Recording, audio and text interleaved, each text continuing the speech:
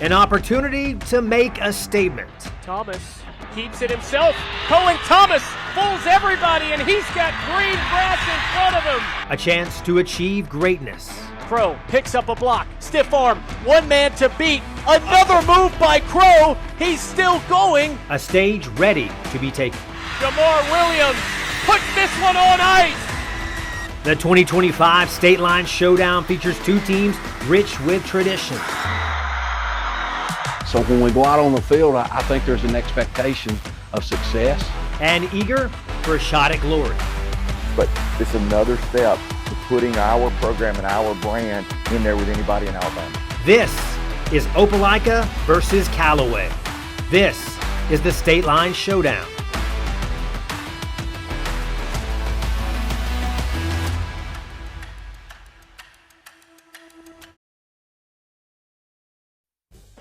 Now, WTVM News Leader 9 Sports Overtime Stateline Showdown.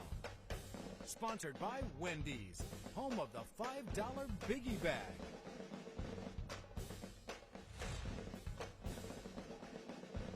WTVM has stood for broadcast excellence for 71 years, and that continues tonight with the third edition of the Stateline Showdown. You're looking at beautiful Callaway Stadium. The weather is great.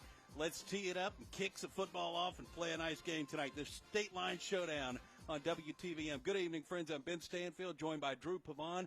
Macy Woodworth will join us down on the field level in just a moment. The excellence continues from the broadcast down to the football field tonight. We got two great programs, consistent winners at every level as they face off for that Stateline Showdown trophy. We've got Opelika and Callaway. We want to start things off tonight with Macy Woodworth, who is live on the sideline right now. Tonight on brand new turf, we're going to break that in here at Callaway Stadium. Let's go down to Macy Woodworth and check in and see what it's like. Macy, good evening to you.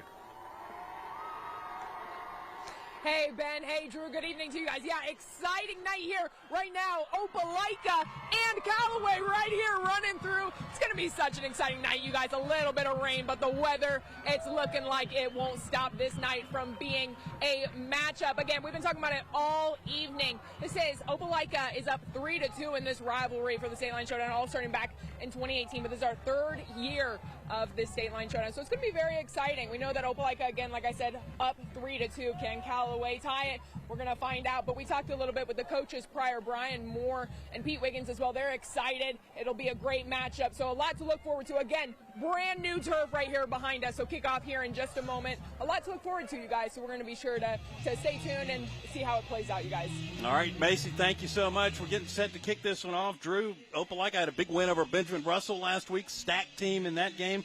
Callaway dropped their opener against a very talented Prince Avenue Christian, and it was a weird game. Tell us about it. You covered it. Yeah, it was a 40-17 finish, and Prince Avenue ended up coming up on top, but there was a lot of things that deflected that game. Callaway went up at half, 17-14, but weather's delayed. They were 2 hours at the game. Started at 4:30, didn't end till 9. Callaway's had 15 days to recover and prep for Opelika. That is very, very tough to overcome. One weather delay, let alone two. Absolutely. Connected by I-85, separated by the Chattahoochee River. We're ready for the Stateline Showdown tonight.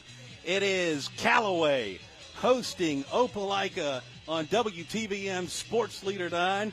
Our crews worked very hard to bring you this broadcast, and here we go. We're going to kick this thing away and get it going in LaGrange, Georgia, USA. Got C.J. Johnson back deep to receive for Opelika. And to kick it away for Callaway is number 99, Jaden Bailey. So a little bit of short hop there.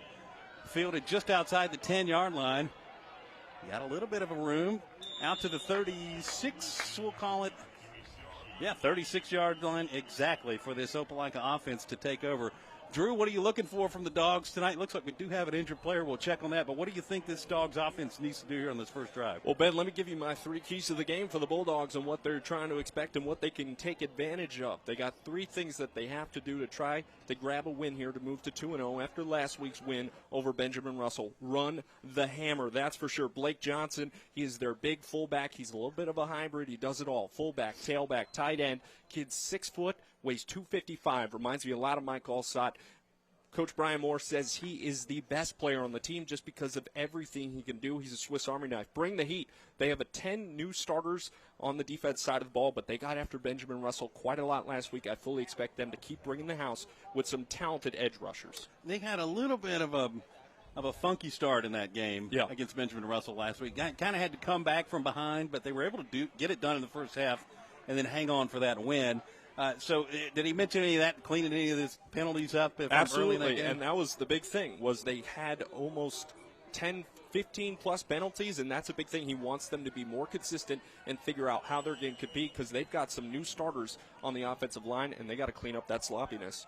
Looks like Colby Key's going to go in the shotgun here to start things off. A little bit of motion, and there we go. Now we're just talking right about the penalties. Right on cue. Penalties are the big thing that Brian Moore wanted to address, and not the way you want to start, especially in a road game. And having that many penalties, the false starts, the holdings, especially when you're at home. Now you're in a away game in a hostile environment like Callaway Stadium. Yeah, that's going to be a procedure penalty. We'll listen in.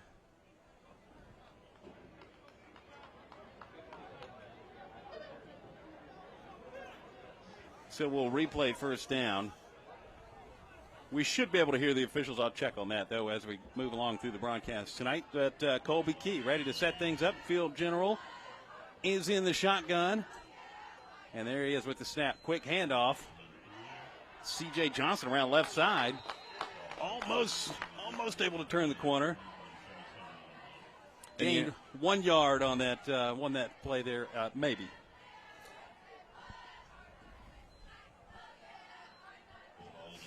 C.J. Johnson, that's someone we mentioned in the pregame. He can be split out wide. He could be a backup tailback to Jordan Waits, who is their senior captain. All right, so Key takes a snap, going to hand this one off as well. That's Jordan Waits. Through a little traffic rumbling there for it's about a 4-yard gain there, setting up 3rd and 6 for the Dogs here on this opening drive. Again, we are live Callaway Stadium in LaGrange tonight. Opelika at Callaway for the Stateline Showdown. This is our 3rd edition, featuring an Alabama team against a Georgia team. We got nice hardware. We got an MVP trophy. It's going to be a lot of fun tonight. Absolutely. And you're going to see a lot of different formations from Opelika tonight, even some under center. They go about 30%. Yeah, quite a bit of movement. Key back to pass. He's got a man, but it is dropped. That was Leland Bell on the intended reception there, and not able to get his hands around it. Heard some footsteps coming in his direction. Opelika's going to punt this thing away.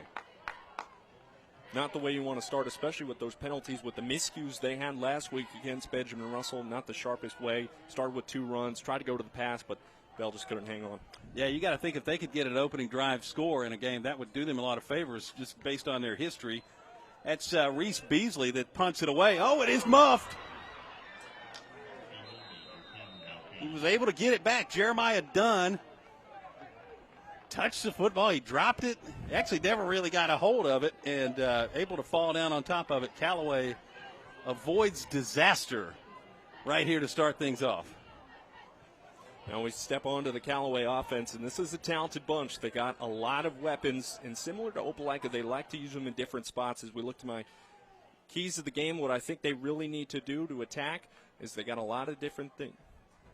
Yeah, one more look at that muff punt there first. Just got under that one. He just wasn't able to get his arms around it. That was a tough go there. We'll get to the keys here in a moment, but quarterback Blake Harrington's going to snap this ball out of the shotgun to start things off for Callaway. And he will throw on first down. Going to the air. He's got a man wide open. That's Zay Anderson with a big gain down to the 22-yard line. See where he gets that spot at. His knee went down a little before that at the 24. That was a huge play from Blake Harrington to Zay Anderson, the tight end.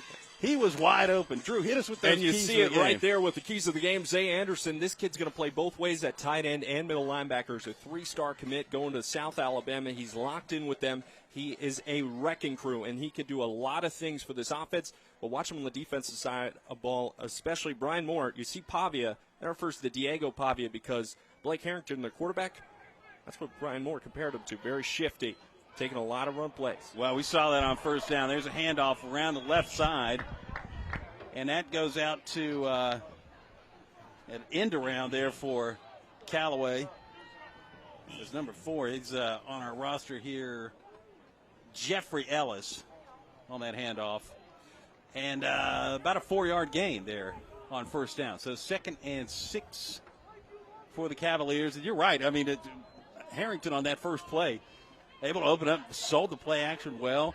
He looked great there on the first play of this drive.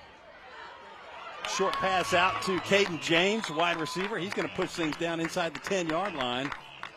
And Ben, that's a name I want you to remember. That's a kid with offers to Auburn, Alabama. He's a junior wideout, 6'2", 180. It's something that Pete Wiggins said in the offseason. This kid has the motor to really set himself apart. Come college offers in just a couple years. He's lengthy. He's tough to match up against. Gave Prince Avenue a lot of problems just 2 weeks ago. Looks like he's in single coverage right now, but that's, of course, subject to change. But Caden James out to the left side.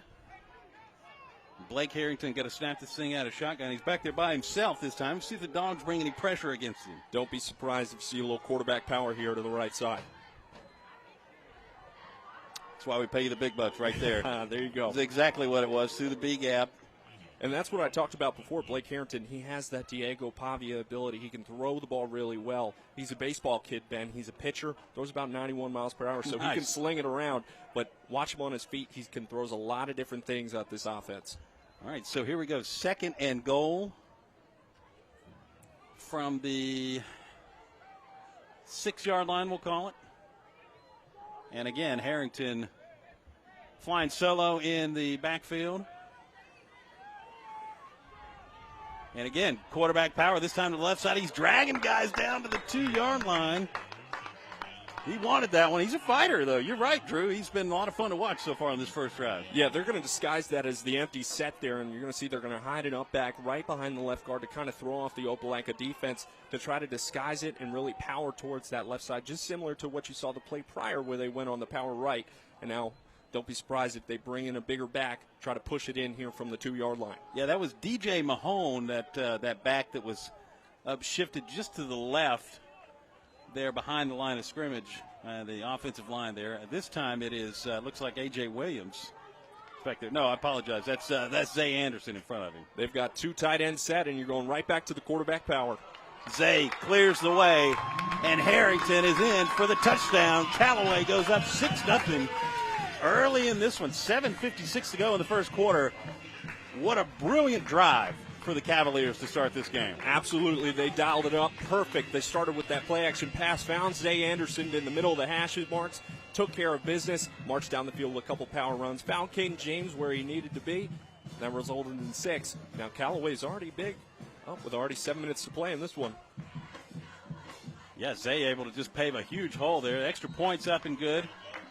It's Jaden Bailey there with that, and Callaway with the early lead. They're pumped up in LaGrange tonight, 7-0. This is the Stateline Showdown. We'll be right back. Back Stateline Showdown live on WTVM Sports Leader 9. Ben Stanfield, Drew Pavon, Macy Woodworth with you tonight on the call. It is our pleasure to have you with us, friends. If you're just joining us, boy, you missed a whale of a drive to start this game for Callaway. And that was just what the doctor ordered as Jaden Bailey kicks this thing away. Well, you're going to set it back up again. But, Drew, that first drive from Callaway was something special, man. What did I talk about? Blake Harrington, very Diego Pavia-esque. They just put him in that shotgun by himself, let him load up the box, go full house, run him downhill, and you saw, obviously, punch it in the first score for 6. Yeah, that offensive line and Zay Anderson, tight end, paving some roads there tonight. Looking great to start this thing off. Opelika with some room. All the way across the 40-yard line down to the 35.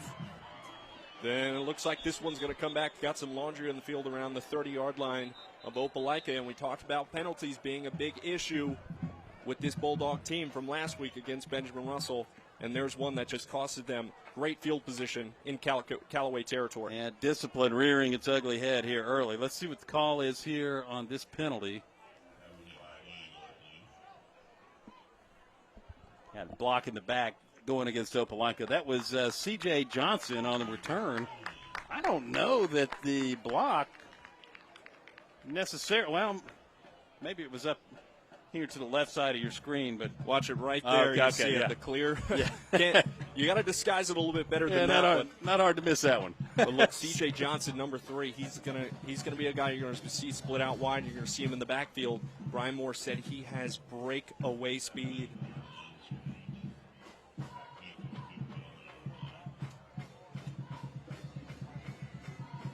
That was Colt Dixon with the block in the back there, number 38. Hey, you like the effort. Yeah, you do. You hate the penalty, but. All right, Opelika going to throw this thing out to the left side, Colby Key. And he's out to Jalen Washington on the reception. And that's going to lose yardage there. So we are looking at 2nd and 11 for the Dogs. One more look. It's a good tunnel screen there. Just concept, got to go inside. Your blocks are moving with you. Got to find your hole. All right, Key again going to throw, and he's got his man. That's number 11 for the Dogs. Jakari Walton on the reception. So he's setting up 3rd and manageable here. And you see a lot of formation shifting, and with a deep roster that Opelika has, they could shift out guys whenever they want for personnel changes. Yeah, this is one of those situations where they just stay calm, do your thing. One possession game right now, and trying to clean it up a little bit from that first drive. So Key with the snap again. Rolls out to his right. Got pressure. Almost. That was almost a disaster for Opelika. They'll punt this thing away again. And that was Josiah Garrett coming off the edge, applying the pressure on the play action, getting in front of Colby Key's face, resulting in a punt now. Callaway's defense coming up big on back-to-back drives against the Bulldogs. And let me ask you this. I mean, if you're the coaching staff for Opelika, are you talking to Colby Key on the sidelines? What are you saying right now? It looks like a lot of missed blocking assignments. So you see on that play action, Josiah Garrett just ran right past 2 defenders. The O-line shifted to the wrong side and results in the turnover on downs. So here we go. Opelika punts this thing away. That's Reese Beasley with a deep punt. And it is down just inside the 25-yard line. Let's go down to Macy Woodworth live on the sideline of the State Line Showdown. Macy? Hey, guys, yeah, I mean, talk about a first drive from Callaway. My goodness. I mean, what a way to start this game tonight. I mean, to say the least, though, right, a lot more football to be had tonight. But standing on this side right here with Callaway boys right behind me, they are excited, to say the least. Opelika, obviously, again, like I said, a lot more football to go. But Opelika, certainly wanted to step back in. It's 7-0 right now, you guys. Callaway is up. Back to you guys.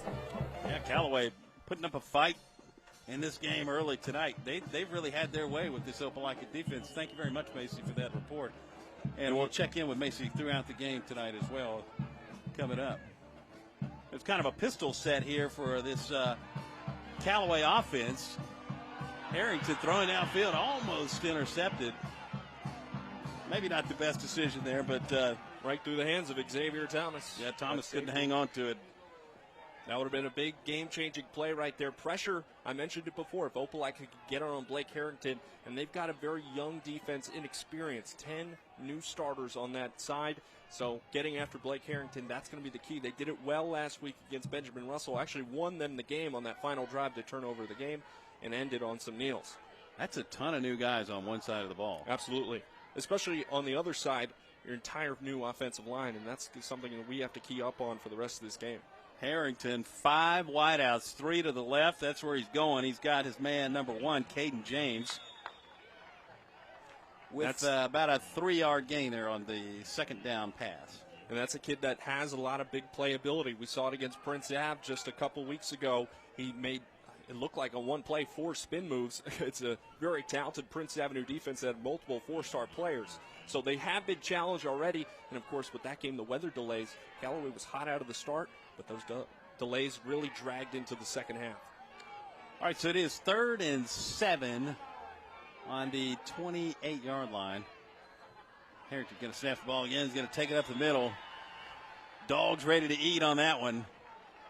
Not much doing. That's 93, Josh Davis with his fist in the air. He knows he made a great play there. And Callaway, I don't love the play call there. Yeah, I'm not too sure about it. Going quarterback power on a 3rd and 8. When you have all the momentum going your way, I guess you kind of have to trust your defense, give them some. But I guess going empty split gun, you're trying to catch Opelika off guard and try to just draw up the middle and just get the necessary yardage for the first down. Yeah, Dogs swallowed that one up, though, with ease. All right, so we got D. Harris back to punt.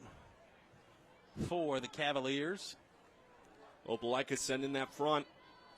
Going to drop back, though. Great punt. Sky high here in LaGrange tonight. And it is returned by Opelika. He's got room off to the right-hand side. Cuts it back to the middle.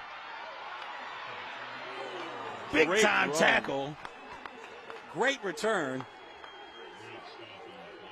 That is number 18, Andre Van, on the return, and he's got wheels. He's one of those receivers Opelika's got. They've got a tool chest of them ready to just go whenever it happens. Check out Van here on the replay. The cutback was very impressive. That's how you reverse field. The kid's going to do it, but they gets cracked right here at the end. Got to keep your head on a swivel, especially on a punt return. Yeah, kick return is no fun. No, definitely not. You got 11 guys running at you. I tell you that from experience, friends. All right. But great field position now for the Bulldogs. The field general, Colby Keys, back out. Going to hand this one off. Up through the middle. Is that Jordan Waits? C.J. Thompson. C.J. Thompson. Sorry about that. With the handoff there. Into some traffic, and so Johnson sets up second and about 5 yards, 4 yards, we'll call it. Looks like same formation here for Colby Key again. And going to fake it this time off to the left-hand side. That's Jalen Washington on the pitch.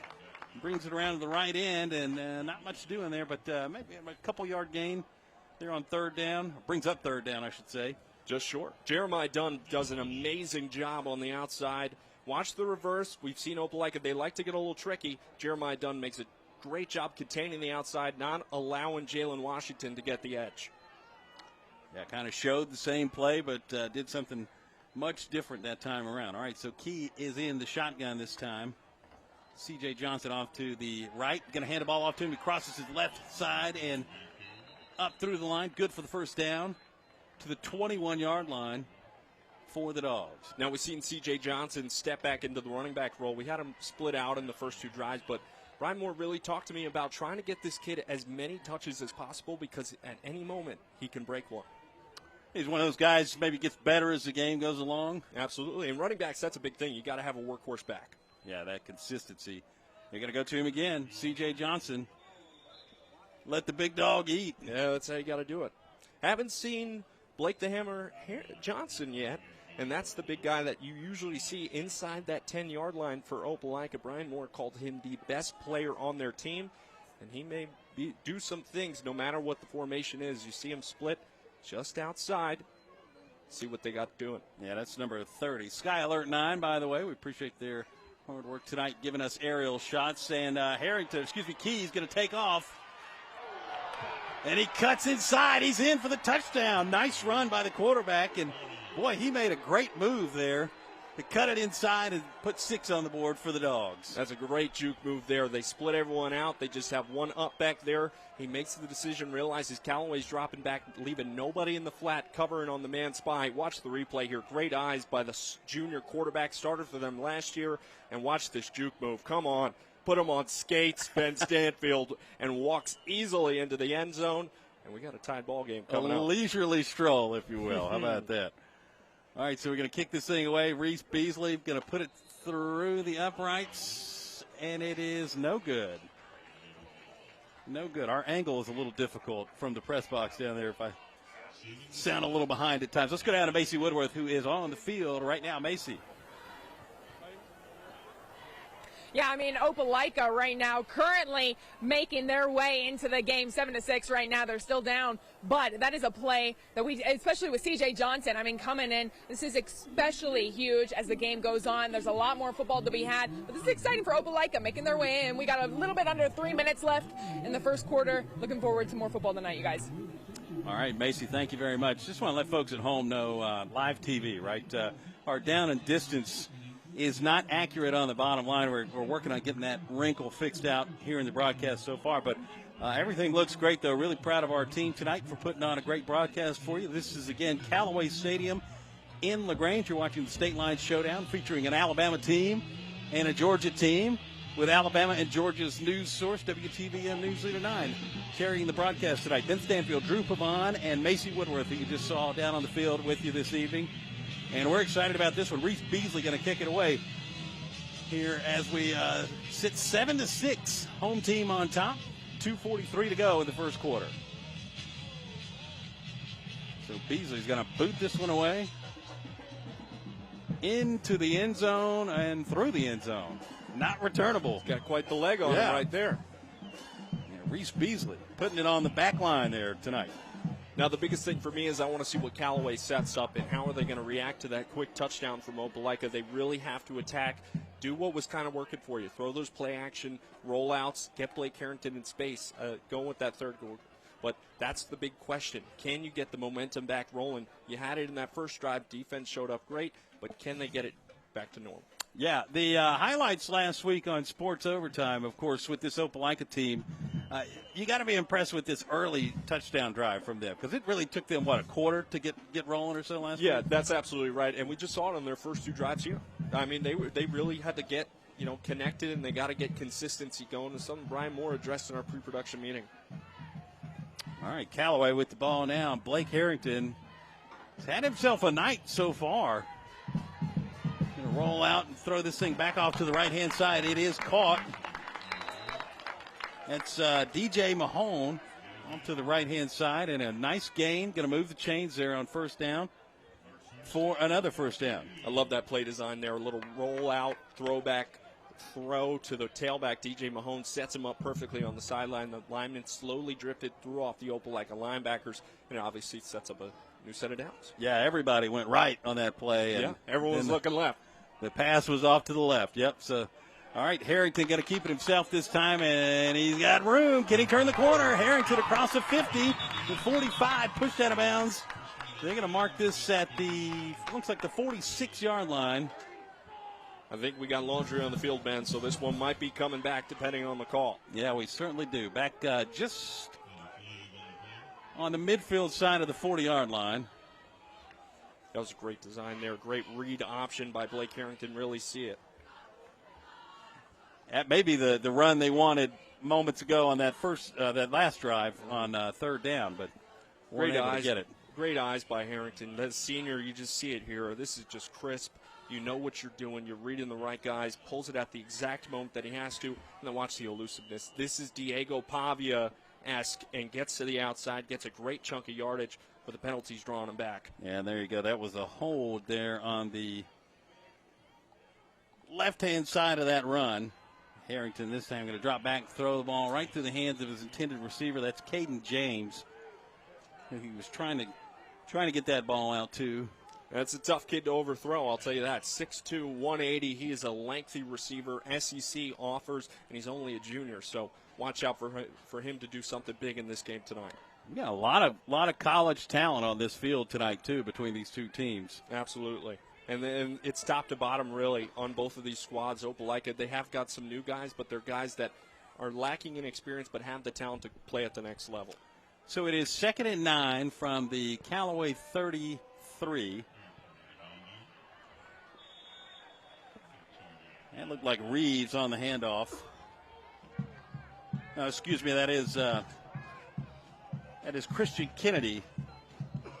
That was a great job there by the Opelika defensive front, really shifting towards the run side, not allowing Kennedy to really get that outside corner, what he was looking for on that sweep play, and really causing something. Now they're looking at 3rd and 10.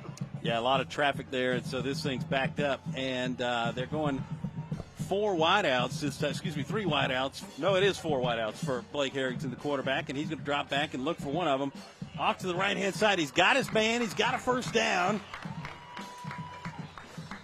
That's a great read there by Blake Harrington, the senior, just feeling the pocket, empties him out. He seems so much more comfortable when he's by himself back there, able to move through without. Yeah, the young man, J.Q. Williams, the sophomore, gets him across midfield to the 49 of Opelika. Going a little tempo here, trying to catch this Opelika defense off guard. Harrington trying to be a little animated with the snap count here. One back off to his left-hand side. 3 wide receivers right, 1 to the left. And it is a handoff, and he's got some room. That's DJ Mahone down inside the 35 to the 35. for the first down.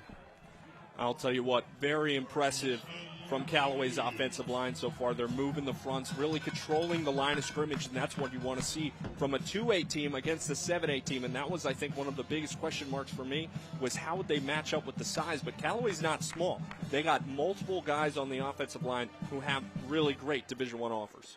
All right, so that is first down from the 35-yard line of Opelika. Callaway going to snap this thing away in the shotgun again. We're going to run out the quarter here, actually. If you're Opelika, is it time to panic? We'll talk about it when we come back. Into the first quarter, Callaway's up 7-6 in the Stateline Showdown on Sports Leader 9.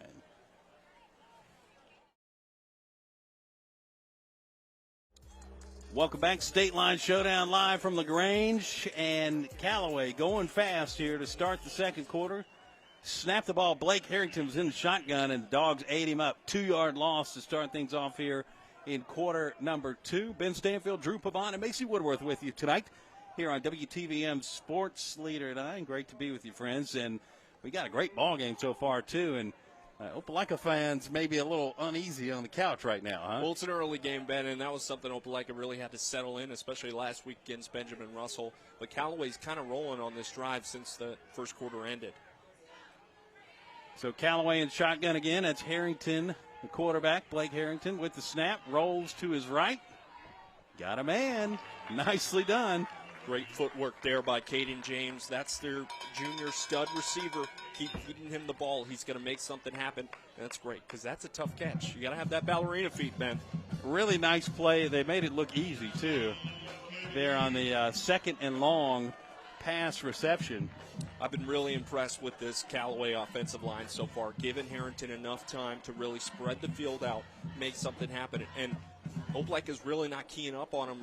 It looks like not too many quarterback spies, which is allowing him to get outside and potentially make a couple big runs.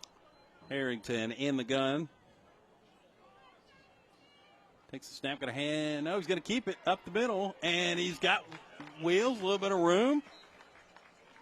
Almost a first down. Might be measurement worthy here in just a moment, but another great run by Blake Harrington. He just continues to control the pace of this game, and he's being a senior. He was a starter last year. He knows how to control this offense. He knows what his offensive coordinator likes, and that's given him all the capabilities to do the right things throughout this ball game. Now, 15 days ago in that game, you mentioned he was 18 carries for 109 yards.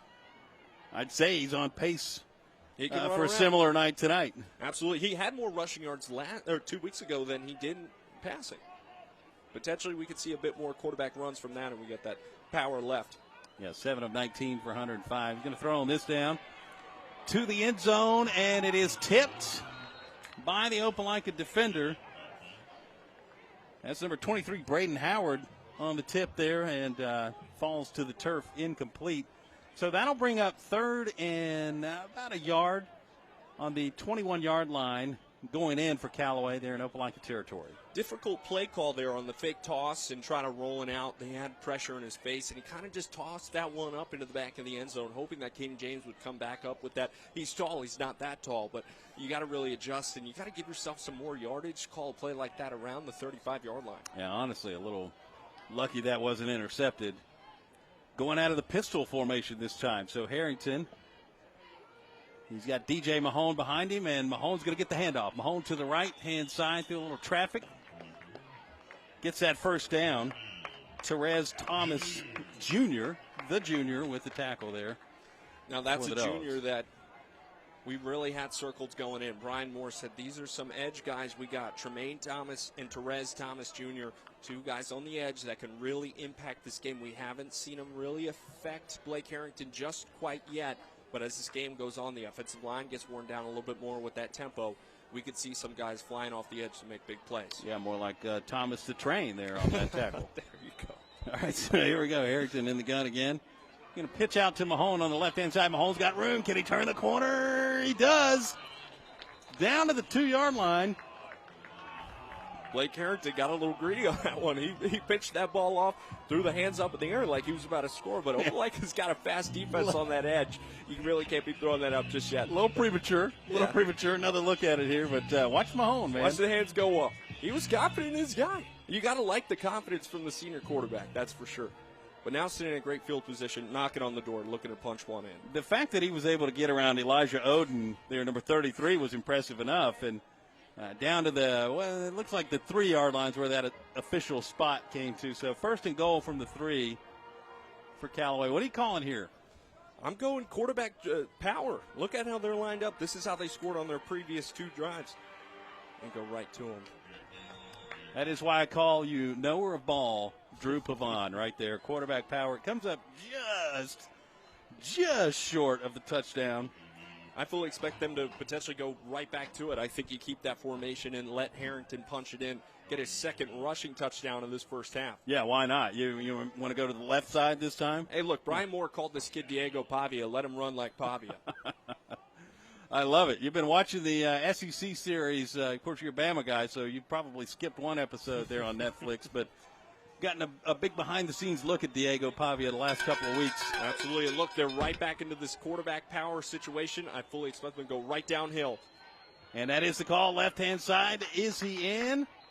Players say yes. Officials say no.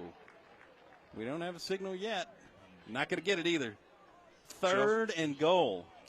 Knee just fell just short of that. They're about a half-inch away from punching it in on 3rd and goal. Let's see if they're going to run it back again. Wouldn't surprise me if the Cavs dial it up, say, hey, just do your thing, follow your blockers. He had the hole, but Opelika was able to condense down fast enough. Boy, you think this is set up perfectly for a Tim Tebow jump pass here on 3rd down.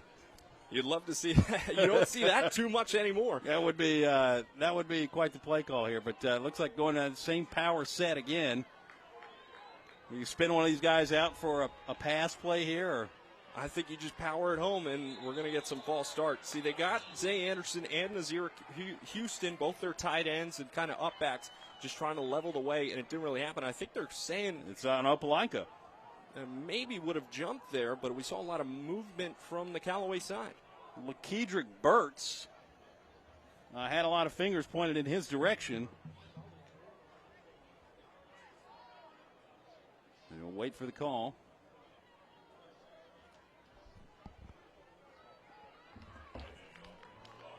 So neutral zone infraction there on Opelika, and jumped the snap a little early, got aggressive about it. We're sitting about 2 inches away from an end zone here, and they're lining up what? And that exact same full house shotgun. Just let Blake Harrington try to punch it in here on 3rd down. Harrington calls for the ball. He's going to keep it himself. He's in traffic. I don't think he got it. It looks like he's short, Ben. Opelika really forced in the middle there, but you continue to run the same play over again. They know what's coming. This is true. Opelika ready for it there on the center of that defensive line. You got Erickson, Thomas, Carson, Riddle, big dogs ready to eat on that play. You got 1, 2, 3, 4, 5 down linemen that looking to force something, and it looks like we got a player down. But, hey, you run that many plays over and over again, the Opelika defense knows what's coming. We'll see if Callaway is going to try to stretch it and try to punch one in. On 4th down, mind you, and they're about 2 yards back now after that pushback. And that may not be the worst thing. Give them a little room to breathe with there on that front. But it's Kamar Simon. He's the left guard. It is the injured player, number 52 for Callaway. Now, if you're OC Callaway's Coach Gittins, you got to go into your playbook a little bit here. You got to go to your 2-point plays. You're at that range where you really got to push it on. And that's where you got to find the difference with this team is you're at 4th down, you got 2 yards, you got some momentum, you really drove down the field here in the second quarter. You're drilling the clock a little bit. We got 7 minutes left until that halftime, but try to punch it in. Go into your bag of tricks. Throw something out there. This is a state line game, and it's border wars. Anything, throw them off guard. Yeah, and if you're Callaway, you're going against an Alabama 7A school, team with some depth, team that's proven that they can play a pretty tough ball game, tough 4-quarter ball game. So everything counts in a big way early in this one. And knower of ball, Drew Pavon, we've been impressed with your work so far tonight. Let's see what we got here. Harrington in the gun. He's by himself. He's got one wide out to the left. Got big Zay Anderson up to the right-hand side, just behind that offensive line. And we're going to blow this one dead, and it looks like that one's going against Callaway as well. False start, going to back this thing up 5 more yards. Almost a meltdown here inside the 1-yard line. Yeah, I like that play call, though, what they had drawn up. You saw Jeremiah Dunn shift across the field, try to get that pick play, drawing those 2 receivers in, just hit them right at the pylon. But Motion's going to switch. It looks like Callaway's going to go for the field goal. Yeah, so 4th down here, going to kick this thing away, and that's Jaden Bailey. And Harrington's going to come on and hold. Now, Bailey, former soccer player, he's got quite the leg. We saw it against Prince Avenue. He had a 41-yarder. So the snap is good, the kick is up, and the kick is good as well. So 10-6, Callaway with the early lead. Here we're in the second quarter of the State Line Showdown. 6 minutes, 59 seconds to go. We'll take a break. You're watching Sports Leader 9's coverage of the State Line Showdown.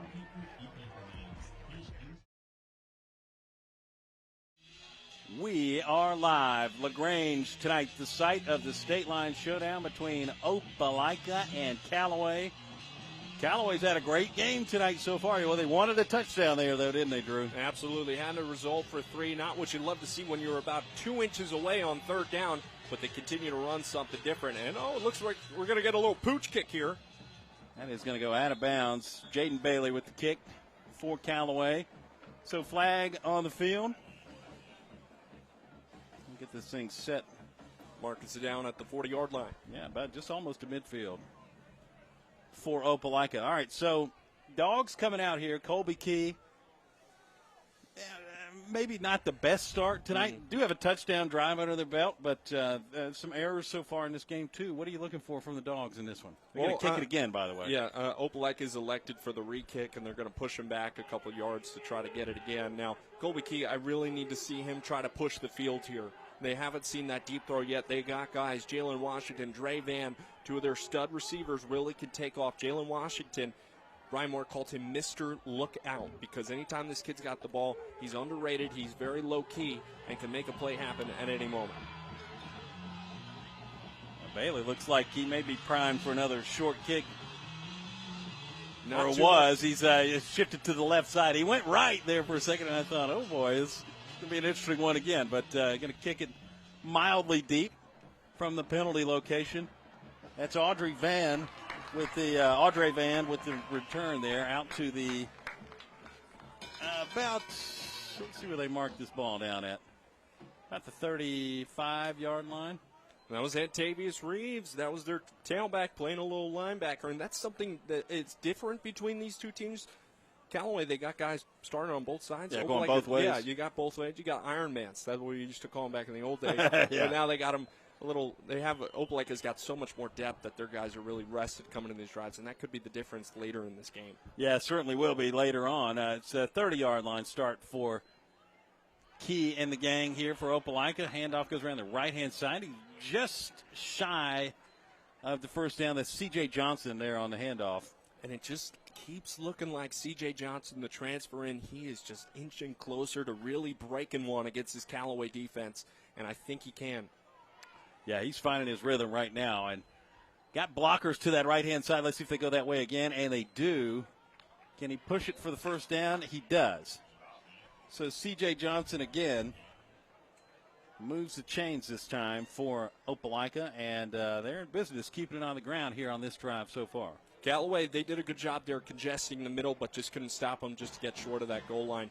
See, Callaway really hustling off to try to get this formation personnel checked in. Let's see if Opelika, I'd go for the deep shot here on a new set of downs. Yeah, Key was talking to his wide receiver out to the left-hand side, 18, Andre Van. Obviously telling him that he's going to be playing block protection there because that's Jalen Washington on the end around. And that's good for about 6 yards on first down. Nice play. We're going to see a lot of motioning from Opelika tonight. We already saw it a little bit on that first drive. They're going to keep going back to it because they got so many studs on the outside. They're fine with getting them the ball on little touch passes, little runs, and really what's seeing here. So great drive so far for the Bulldogs here in the second quarter. 5:30 on the clock and ticking. And we are 2nd and 4 on the 46-yard line. Key back to throw. Going to put it in the turf. He had all kind of pressure coming in his face that time. Tyrone Fitton, that's a Colorado State commit there. He's going to go there for a defensive line. He's 3-star, right in his face, coming up the middle. Colby Key can't do anything but just throw it in the dirt. So they'll regroup on third down. Opelika hadn't had much success through the air so far in this game. I would think you got to keep it on the ground maybe again, and we'll see what they do here. A flag comes in, though, and we are going to need to. We're going to get a new set of downs. That is quite the penalty for Callaway there, because with 3rd and 4, you had Opelika forced into a running kind of situation. They haven't had success throwing the ball, right? And then penalty brings up a first down. That's a tough blow, huh? Yeah, we were talking about penalties being an issue with Opelika, but Callaway, that was another big point from Pete Wiggins that they felt like in the Prince Ave game that they just lacked consistency throughout all 4 quarters. And when it's stretched out that long, it is tough to do so. But maybe Opelika takes their shot here from the 50. Yeah, new life for Colby Key. First down, loads up, going to throw it deep. He's intercepted by Callaway. Great return here in progress.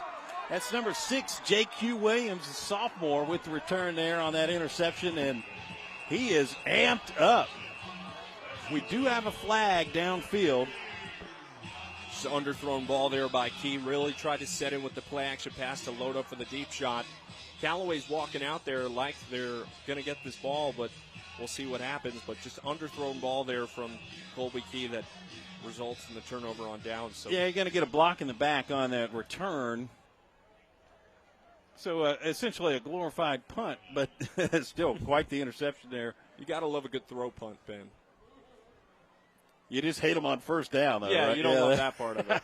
Well, that's the perfect description of throw punt. Here, look, he had defenders in his face, just underthrown, not a great ball. Looking for Jalen Washington on the deep one.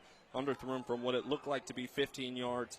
J.Q. Williams just tracking it, ball hawking over the middle, and gives them Callaway Cavaliers a good at the 15-yard line after that penalty. He had a nice lead on Washington. I like the idea there, just a little bit short. Yeah, on defenders in your face, and you got Tyrone Fitton and you got Josiah Garrett rushing up the middle. It's tough to get in there when those guys are standing about 6'2", 300 pounds. So Harrington will come back out. Tough blow for the Dogs. Harrington in the shotgun for Callaway now, and he's going to throw out to the left-hand side. DJ Mahone with the reception, and Mahone works his way for about a 3-yard gain there on first down. Trying to go with the bubble screen, try to widen the field. You got the wide side. You try to push it a little bit more, get your star running back out there, make some moves in the opening. Block just couldn't hold. Opelika did a great job condensing the field. So 2nd down and 7. Clock moving, 4:42 in the second quarter. Callaway's really controlled this whole ball game tonight. Absolutely, and Callaway's going to try to get something going and keep this drive alive and take as much time off the clock. Harrington throwing out to the left-hand side, and again another screen off to the left side. Just trying to draw off some space and get something going there, and that's what they're trying to move this offense through. A lot of different formations, different personnel at the Opelika defense. Yeah, Jeffrey Ellis there on a reception, number 4. And we got a lot of these kids for Callaway, like I mentioned, especially the skill guys that go both ways. They're playing as a secondary, and he's one of them. Callaway's getting into the depth chart, too, at the wide receiver position, if it takes us a moment to identify some of these guys, too. So they're doing that early tonight. All right, that's bubble screen. Harrington throws it out to Mahone. Mahone with a great gain and a first down. So the bubble screen is their friend, yeah. Yeah, I mean, that's the second time we've seen it already on this drive. Let's see if they can really get it moving. I'd like to see them try to push a little bit more on those intermediate routes, but, I mean, they're giving you the flats. That's what you got to do. So Big Zay Anderson, the tight end, he is not on the field, number 10, but he's who they went deep to earlier in the game tonight that led to that first touchdown drive for Callaway. And Zay plays both ways. He's the captain of that defense, obviously committed to South Alabama for defense. And across the middle, picked off. Opelika, that's number 26, Xavier Thomas, and he's going to go all the way in for the touchdown. Touchdown Dogs on the interception. A huge play for Opelika. Number 26, he watched it from the very jump, able to grab that football and takes it to the house. And the tide turns just like that with almost 3 minutes to go in this first half. Just an underthrown ball. He does a great job of reading it. Comes over the middle. That's what a safety does. And does a great job on the run back, too, to evade the defenders. Didn't look like he was going to make it, but he gets behind Blake Harrington and is able to walk it in for the Opelika score. And the Bulldogs had the lead right back before the half. He was watching his eyeballs the entire way. All right, so Opelika's going to line up this extra point here. Reese Beasley in to put it through the uprights. And he does. 13-10. Opelika takes the lead here after the interception return for a touchdown. It's 2 interceptions on both sides now. Blake Harrington threw one last week, so did Colby Key. So early in this part of the game, but both defenses hanging tough right now. A lot of momentum and some great football being played right now, Ben Stanford. Well, and Harrington, he threw an interception in that first game of the year. But up until that point, he hadn't played a perfect game, but he played a really, really nice game tonight so far. Absolutely, and that was the big thing was 2 weeks ago was consistency that Pete Wiggins wanted to see from his teams, and obviously didn't see it because they couldn't finish the game against Prince Avenue, and obviously it has outside things to happen, but clearly trying to get them back in order here. And you're going to have 3 minutes and 13 seconds to try to draw up something to get in the end zone before the half. Yeah, so the thing about throwing an interception as a quarterback like that, especially one return for a touchdown and a big touchdown like that, you got to turn around, come right back on the field. Yep. What do you tell your quarterback here, Blake Harrington? You got to settle down. There's a lot of ball game to be left, and you're down 3, so that's the good thing. And you get the ball right back. You try to reset. Don't try to do too much. Don't force anything that's going to get you in trouble again, and set up Opelika to go up 2 scores going into the half. Yeah, maybe felt like he forced that last pass a little bit. It was behind his receiver too. So a tough break there for a young man who's off to a great start tonight, the senior Blake Harrington. So he'll come back out and get another shot at glory here in just a moment. Opelika going to kick this thing away. Reese Beasley with the kick, and it is fielded inside the 1 yard line by Opelika. Jeremiah Dunn, with the return there. Let's go down to Macy Woodworth on the sideline for an update. Macy, good evening.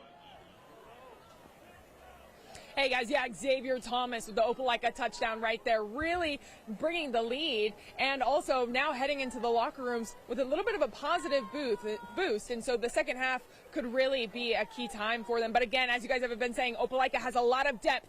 That rest may really benefit them as well. But who knows, you guys, it's a state line showdown. Anything can happen, right? Yeah, certainly so. And Callaway not going to go quietly after that pick six, I can guarantee that. So we'll see what Callaway's got for us here with 3:08 to go. They got to go 90 yards. At their own 10-yard line. That's going to be a pitch out to, is that Mahone again? DJ Mahone to the right-hand side, and clock will run. Short gain of about 4 yards there on first down. Yeah, you press back between, you're at your own 15, but the clock's running. You got to make something, try to push something downfield. I know you want to give your quarterback some space, and he just threw that pick, so you want to avoid trying to force another throw. But he's a senior. He's got a big arm. He could do something big here, and I feel like you got to take your shot at it, especially at that middle of the field run, cover 2 safety high. Yeah, Mahomes going to sprint out to the left-hand side, and Harrington going to keep it himself. Can he get the first down? He's going to be awful close. Chains are moving, so that would indicate yes. Another draw play from Blake Harrington, and that's something that I feel like we're just beating an old drum at this point. That this quarterback has the ability to run and throw, and throwing a pick, that's just that last drive. You want to gain his confidence a little bit back before you let him loose and try to rip it again. So the first down at the 20-yard line, their own 20. Clock is at 2:06 and moving. Harrington going to go from the gun again. He's got Mahone to the left. Send him out wide. Will he throw to him? Pump fake, deep ball. He's got a man wide open. That's Caden James down to the 40-yard line. And talk about a confidence boost there. Well, that's what I was just saying there, Ben. They had to take their shot. You find your SEC talent downfield wide open. Love the pump and go there for Blake Harrington, really selling it and making the big play. Watch this back. This is what a senior quarterback does. Sells it perfectly on the bubble screen, what they were setting up 2 drives ago. And look, you can't get more open than Caden James there. Just dump it in the bucket. Kid try to make a play. Now he's down at the 40. So going with some tempo here. Harrington rolling out to the right-hand side and throws in some traffic. That pass was broken up by Opelika's Braden Howard, the junior there, number 23. And that's a close one. You didn't want to force that throw after. You got your confidence back. Don't try to force another throw, especially with 1:30 left. You're down 3. Try not to do too much. Just let the offense work. You're at your 40. You got time. You got all your timeouts. Just let the team work. Yeah, into Opelika territory now at the 40-yard line. And so Callaway, you got to feel pretty good about where things sit right now. 2nd and 10.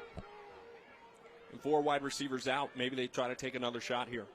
Yeah, 3 to the right, 1 left. Harrington is going to be blown dead here, the play. And is that maybe a timeout called before this? And it was by Callaway.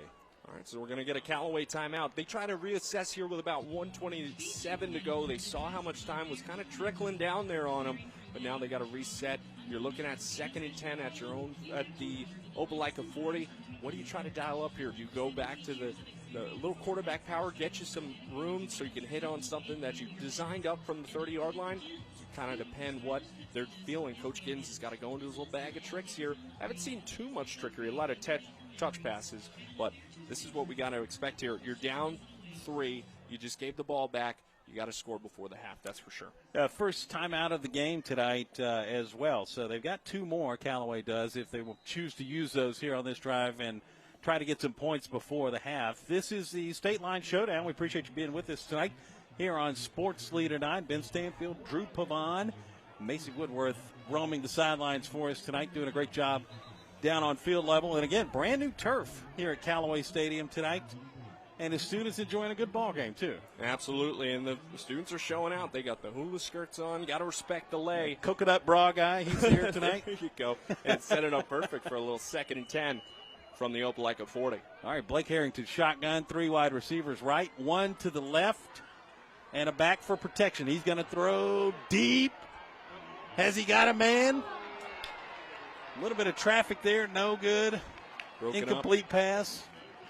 That was out to Antonio Peters of Opelika played that ball perfectly. Didn't let the wide receiver get too far ahead of him, and that was the difference there. Trying to make the play, don't force the throw. It was a little short. I think he would have had him in stride, but a great play there from the safety, Antonio Peters, to make the play. Yeah, that was intended for Jeffrey Ellis again. Number 4 there on the intended reception. So 3rd and 10. See what Harrington's got for us this time. Rolls out to the right. He's got a man wide open. And he's in for the touchdown. That's Jeremiah Dunn. No Opelika defenders around. No flags until right now. And that's what they needed. I think that was after the score. And it's going to be after the play. I don't think the refs like the celebration a little too much, but hey, Jeremiah Dunn being wide open in the middle of the hash, just rolling out, saw him back there. Blake Harrington, the senior, having that feel and finds his guy for the 6, and that's what you need going to the half because Callaway gets the ball back too. That was a huge touchdown. So unsportsmanlike conduct going to be called against Callaway here. And the extra point will be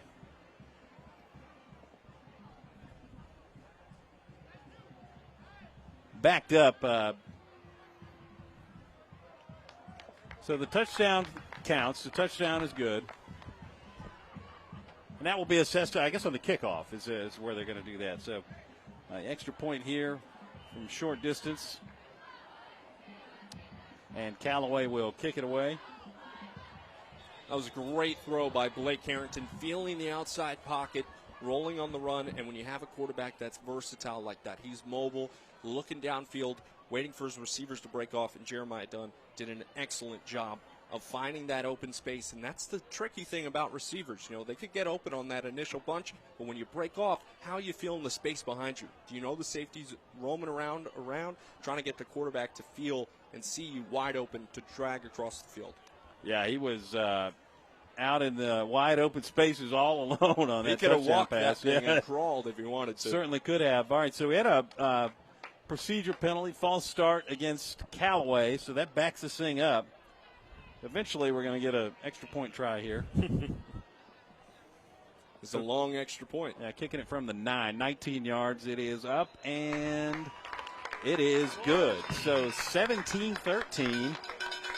Callaway with the lead over Opelika. Cavs give them some juice right before the half. They look sharp. The offense is rolling outside of that interception by Blake Harrington. He's looked great. He's looked in command, especially against a 7A Alabama defense that is considered one of the better ones in the entire state. Yeah, certainly so. And, boy, you talk about Opelika, 7A squad, and in that gauntlet, 7A Region 2. They got Auburn next week and a whole plethora of grind games ahead of them. Same thing for Callaway, too, though. Callaway's schedule is no walk in the park as well. So both these teams trying to get what could potentially be a nice tiebreaker game for them down the stretch. Absolutely. Tonight here in out of region play this evening. And you're representing your state in these border war matchups. And for Opelika right now, you got to really try to push it. And you're going to get the ball. It's going to be kicked off at the 25, so you're going to get great field position. They're trying to tell their guys, hey, get up the field. Make sure that you're getting inside the 50, because with 1:10 to go, 1:12, you got plenty of room to work with and plenty of time with all your timeouts remaining. Yeah, Jaden Bailey's a little tight on the ball there. Let's see if he kind of pooches this thing. That's exactly what happens here. Going to kick it up short. Fair catch called by Opelika. And that was, looks like Jacody Jackson there with the return there, or the fair catch signal.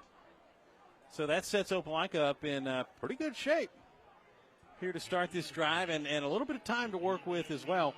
The one thing that I think would concern you, right, they haven't gone deep tonight, Opelika. No, and we saw that one deep try from Colby Key, and he got picked off on it. He was underthrown, didn't have the protection, and that's when you have an inexperienced offensive line against a very good interior by Callaway. It's going to cause you problems. Well, look at this, 4 wideouts to the right. Is that where he's going?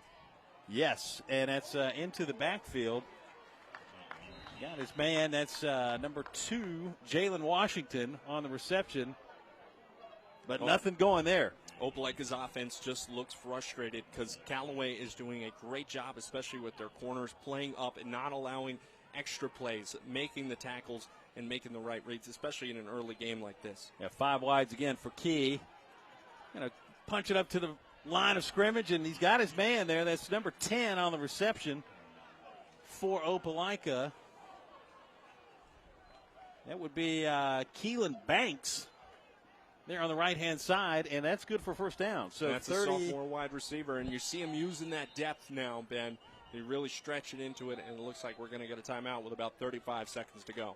Yeah, let's see who called that timeout, and it is Opelika. So 35 seconds on the clock here in the second quarter. 17-13. Love that play there, though. Both of these teams going into the receiver core a little bit in the depth chart here in the last few minutes, and so we'll see if Opelika is able to push it downfield, get some points out of this deal, huh? Absolutely, and that's where you want to strike, because you don't want to go down in the half, because Callaway gets the ball back, and you're already down 4. You don't want to be down 2 scores when your offense finally gets stepped back on the field in about 35 minutes. So you got to reassess, you got to fix some things, and try to punch one in now, or at least walk away with a field goal so you're only down 1 walking into the locker room. Yeah, Reese Beasley warming up. Might have an opportunity to kick a big field goal here in just a moment. Again, 35 seconds to go here in the second quarter. We're leading up to halftime. Of course, coverage continues at half, so stay tuned. At the 41-yard line going in for Opelika. And there's the snap. Key looking right-hand side. He's picked off again. Boy, that Callaway defense comes up with another interception. That's Caden Stargell. Great job reading that by Caden, just feeling it over the middle. Ball hawk, and didn't see him was Colby Key. Didn't anticipate the linebacker to step up there from the right side, and it results in his second interception of the night for Colby Key right now. Stargell in stealth mode there on that interception. Let's get another look at it here, courtesy of our Sports Leader 9 replay booth. Throwing crossbody, that is one thing you do not do as a starting quarterback. When you're outside, don't force it across the middle. He's trying to do too much right now. Settle in. You got time. You could let your defense draw down the field, walk away with a field goal. But now Callaway has a chance to try to make a big play where they can either score or get into field goal range and go up some more. 29 seconds to go.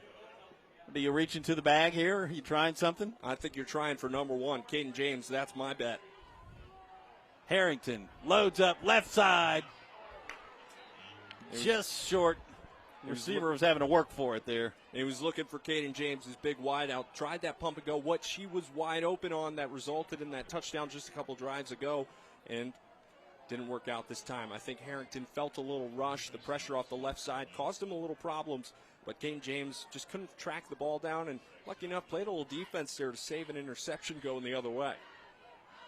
Yeah, that would have required a very, very long throw, too, to complete that pass. We're going to try it again here. Harrington in the gun. Got 4 wide receivers, a little bit of protection in the backfield. Loads up, going right side this time. Receiver got bumped downfield. That was Jeremiah Dunn. Saw that arm, though, from Blake Harrington. I talked about it earlier. Dual sport athlete. He's a baseball kid. Throws about 90, 91 miles per hour on the hill. And you saw it there. He got that ball almost 50 yards downfield.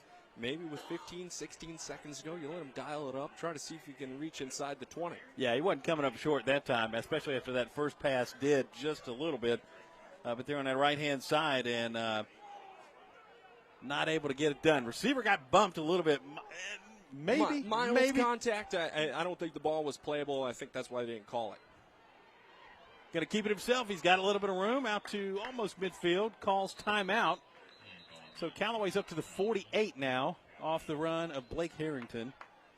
And that's going to be, what down is this? 4th down. So maybe one more shot here before the half. I think you have to. I think you got to make sure and tell Blake here, who's your senior quarterback, make sure if you're going with the Hail Mary pass, kind of do that power rollout, go split, empty gun, allow the clock to trickle down, and then let this kid just rip 150 yards.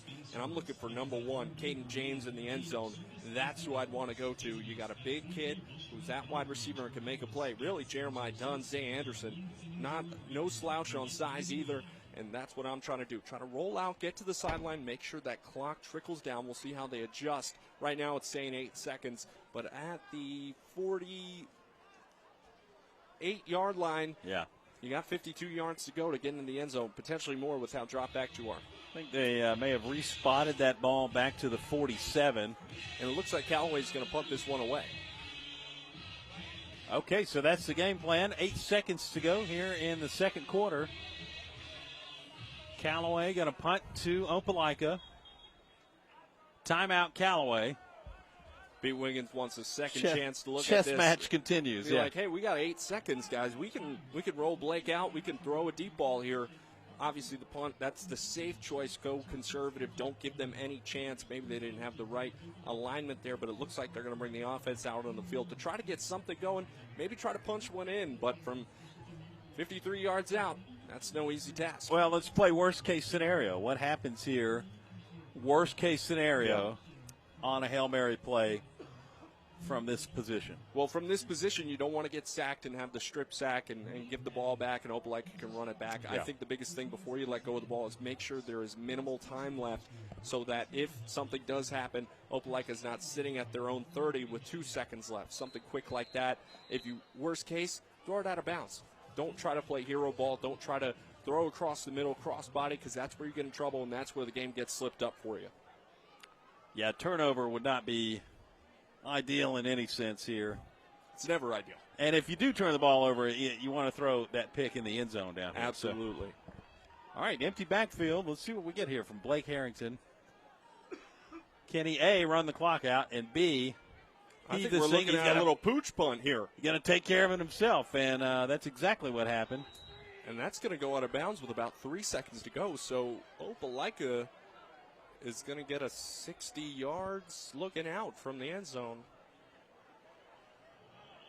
I'm going to just bet here that didn't turn out the way they wanted it to. Absolutely not. It's a little Ben Roethlisberger-esque. They used to drop him back on a long 4th down in a situation like that. Just pooch it over, try to kill the clock, roll down a little too late. That is quite the pull there. Ben Roethlisberger. Hadn't heard that name in a while. Oh, he's come on, Ben. I'm not that old. Neither are you. Come on. You retired 4 years ago. Yeah, it's been a minute. 62 yards to go. It's a young man's league now in the NFL. Minus Aaron Rodgers. So here we go. Opelika just going to run the football, try to burn the clock out, see if it's something that can happen here. That's no dice. C.J. Johnson there.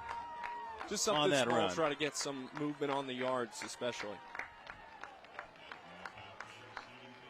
We are, in a moment, going to go down to Macy on the sidelines, who will catch up with the Opelika head coach, Brian Moore. Callaway 17-13 going to the halftime. Impressive first half from them. Sloppy, really, for Opelika that we've seen offensively. Colby Key just hasn't seen really in sync with the offense. Throwing across body throws, interceptions have really been the problem. Well, let's see if he can really pick it up and make something happen. Yeah, turnovers have been a big difference in this one. Let's go to Macy now. Down 4 at halftime. Tell me a little bit about your thoughts heading into locker room. It ought to be worse. I mean, we're lucky for a pick six, playing terrible right now, and I got to do a better job of getting our guys going, and we're making incredible mistakes. Give up a 90-yard drive right there to finish the half, which was we had no excuse for that on the back end. So I got to do a better job to get us going. So many momentum changes in this game. How are you guys planning to tackle that in the second half, sir? Well, we're lucky that there have been momentum changes because it shouldn't have been. It's very one-sided right now. Again, if we don't rally and get our guys settled in, this is going to be a long night. We'll go in and recoup here in the halftime. Thank you, Coach. Appreciate it. Back to you guys. All right, Macy, thank you very much. Macy Woodworth, Ben Stanfield, and Drew Pavon here on the call tonight. We're going to take a break. It is halftime in the Stateline Showdown on Sports Leader 9. See you in the third quarter.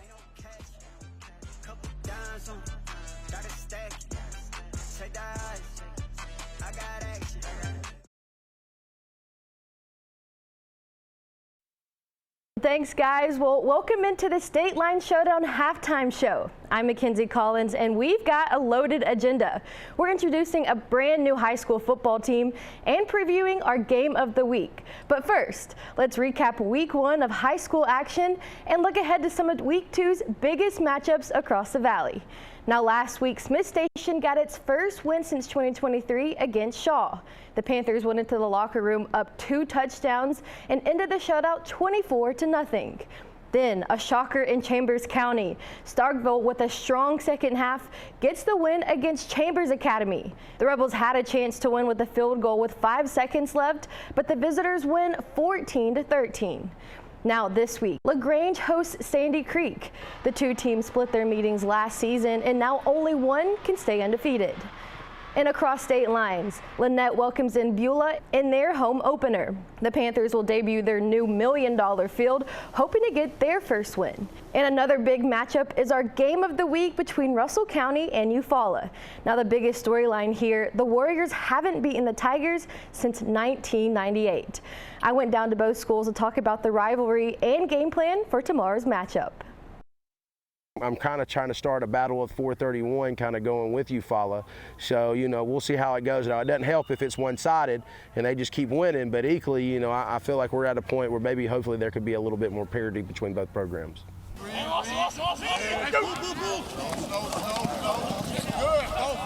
It's been a rival for a long time. Then we kind of took some years off not playing when we jumped up to 6A. And then they went up 6A, then we went down, so me and Coach Griggs talked, and we got this kind of trying to get this rival back. They're a decent team. We're gonna have to bring our A game if we want to beat them. Like, they're gonna have to bring that A game if they want to beat us. You might want to get your popcorn for real. It's heated.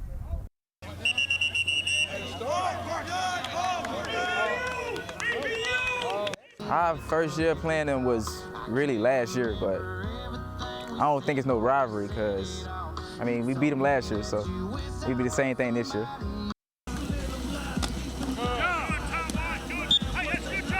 The team chemistry is real big. We real on that, and we keep everything clean, and we hold each other accountable.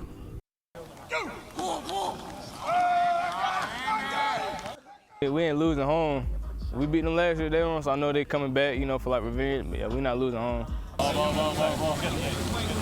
We've got to match their physicality, and if you don't, they will bully you. And so, the game plan is to hit them in the mouth. And play football and have fun more than anything. I just come out and support. We're gonna be in all red with black accessories. We asked the fans to wear red and white. Last week we had a phenomenal crowd on the way, so we're looking for the bigger crowd at home this year. And then coming up tomorrow, Sports Leader 9 will bring you pregame coverage between the Warriors and Tigers starting at 5 p.m. Eastern. And then stay tuned for highlights in Sports Overtime at 11. We've got more from the halftime show after the break, including the newest team in East Alabama. We'll be right back. Welcome back to the Stateline Showdown halftime show. I'm Mackenzie Collins. A new high school football team has flown into East Alabama. Built on faith, not fear, the Trinity Christian Eagles are the newest members of the AISA 8-man league. I spoke with the team ahead of their historic first season.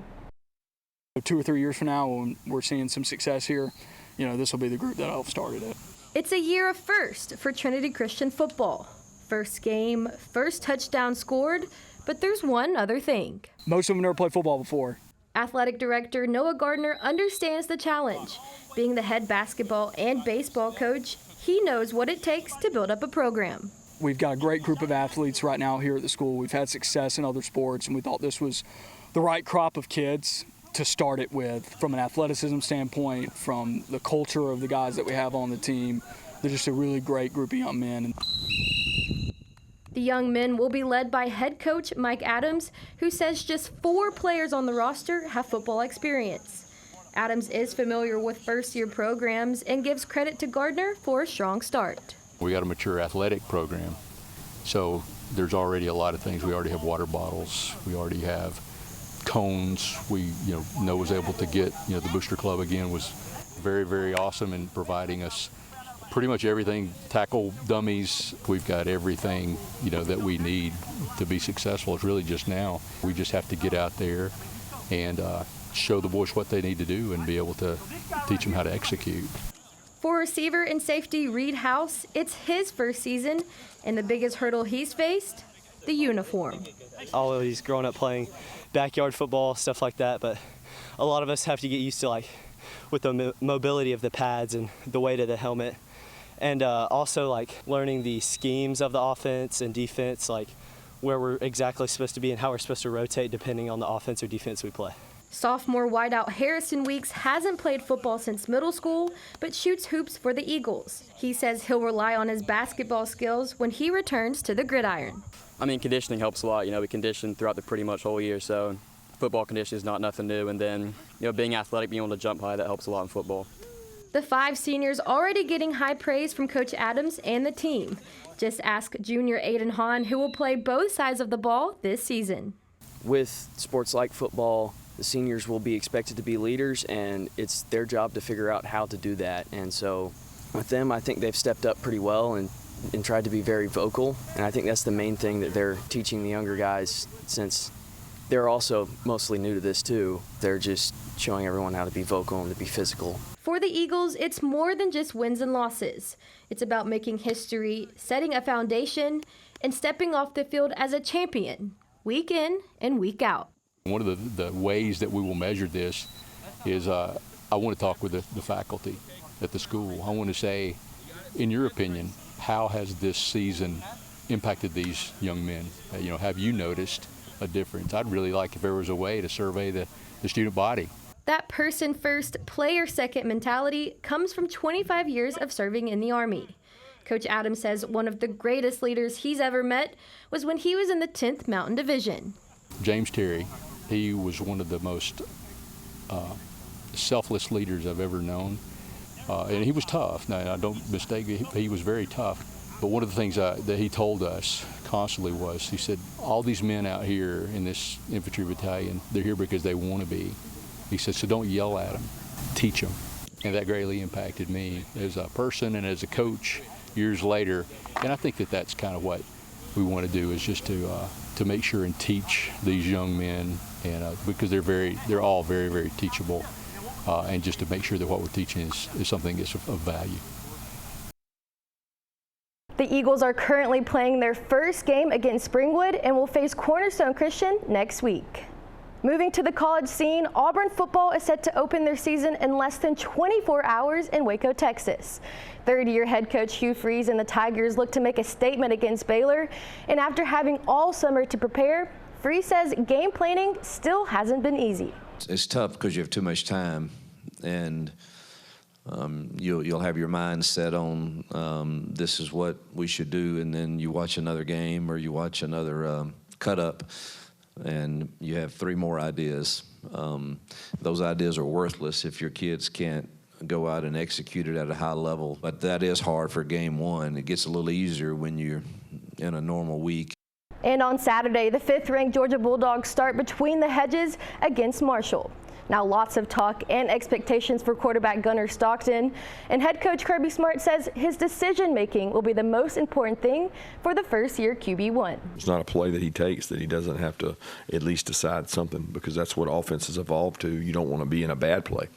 So the best way to avoid a bad play is to give people options. The more options you give them, the tougher it is, and the more tough it is, the more you get second-guessed.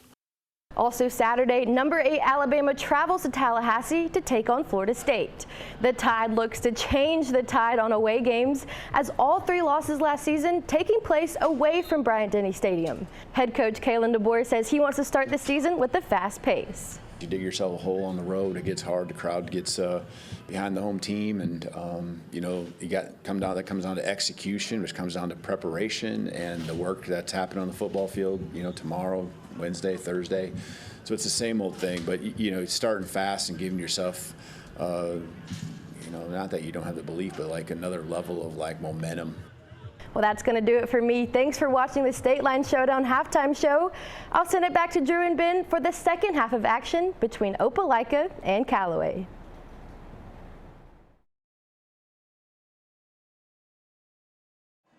This is Callaway Stadium under the lights in LaGrange. It's the Stateline Showdown on WTVM Sports Leader 9. Hope you've enjoyed it so far tonight.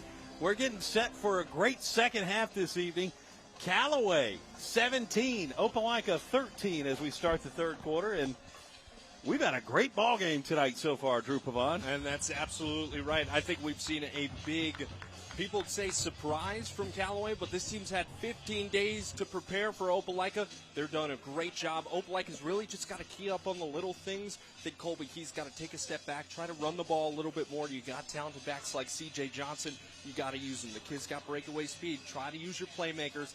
Take a little bit more deep shots, too. Yeah, we haven't seen much of the hammer tonight for Opelika as well, and so looking for maybe him in the second half a little bit more. Yeah. And also, you mentioned that 15-day grace period, if you will. Things didn't go well for Callaway in their opener. Yeah. Had 2 weather delays for maybe an hour apiece? Yeah, hour apiece, and they were up 17-14 at the half. Yeah. They're up 17-13 right now, and the big thing that affected them was the weather, but the consistency coming out. And you know what Prince Avenue did? They ran the ball well, and they pushed it down their throat in the second half and really gave Callaway a lot of fits. And having that wet ball situation, they weren't able to throw. Yeah. Ball was popping up, sliding all around. But to see a little bit more if they can play an entire 4 games. That was one thing Pete Wiggins wants to see from his team and emphasized over the past 2 weeks was play a consistent 4 quarters of football. And Opelika, we heard Brian Moore before the half. He is angry, yes, and that's going to motivate your team. And Opelika knows you're coming in as the 7-8 team. You thought you were going to walk all over. Maybe we're thinking a little too far to Auburn, but Callaway's showing you up right now. Yeah, one of those locker rooms where maybe you want to be a spectator, not a player. Absolutely. For Opelika at halftime, because you're right, he was not pleased. And, admittedly, he told Macy Woodworth, who's on the sidelines for us tonight, hey, this game should be a lot worse right now. Yeah, they've been outplayed in every phase, and when you look at the scheme of things, high schools are judged by the size of their student body. Callaway just under 1,000 kids, Opelika with almost 1,600. Yeah. And so those have effects on the football team and the depth and that sort of thing as well. Opelika is getting outplayed tonight. Right now, yeah. And I think it's really at the front 7 and the front lines on offense and defense. Callaway has really controlled the line of scrimmage, and I think that's why they had the lead in this game. I think that you take away a few more mistakes, Opelika should have the lead right now. That late interception really hurt them. They got that pick 6, but offensively, we just need to see more from the Bulldogs, really. Yeah, do they slow the pace down, keep it on the ground, try and go for a big clock-burning drive? What do we look for from Opelika in this second half? We won't find out on this drive because Callaway's going to get the ball first. And I'll tell you what, we're going to toss the ball down to Macy Woodworth on the sidelines. Macy, what are you looking for in this third quarter here? Guys, looking for exactly what we had at the first half. Momentum changes. I would expect nothing less. The guys right behind me about to kick off for the third quarter. 17-13, Callaway with the lead, and a key player in the game so far, a name you've been hearing all night, Blake Harrington. And Opelika head coach Brian Moore not happy as they entered locker room. But folks, don't put it past them to show back up. As we've seen all night, the momentum shifts have been staggering. Let's go ahead and start the third quarter, guys. Yeah, that's the hardware there off to the right there by Macy that we'll hand out after the game.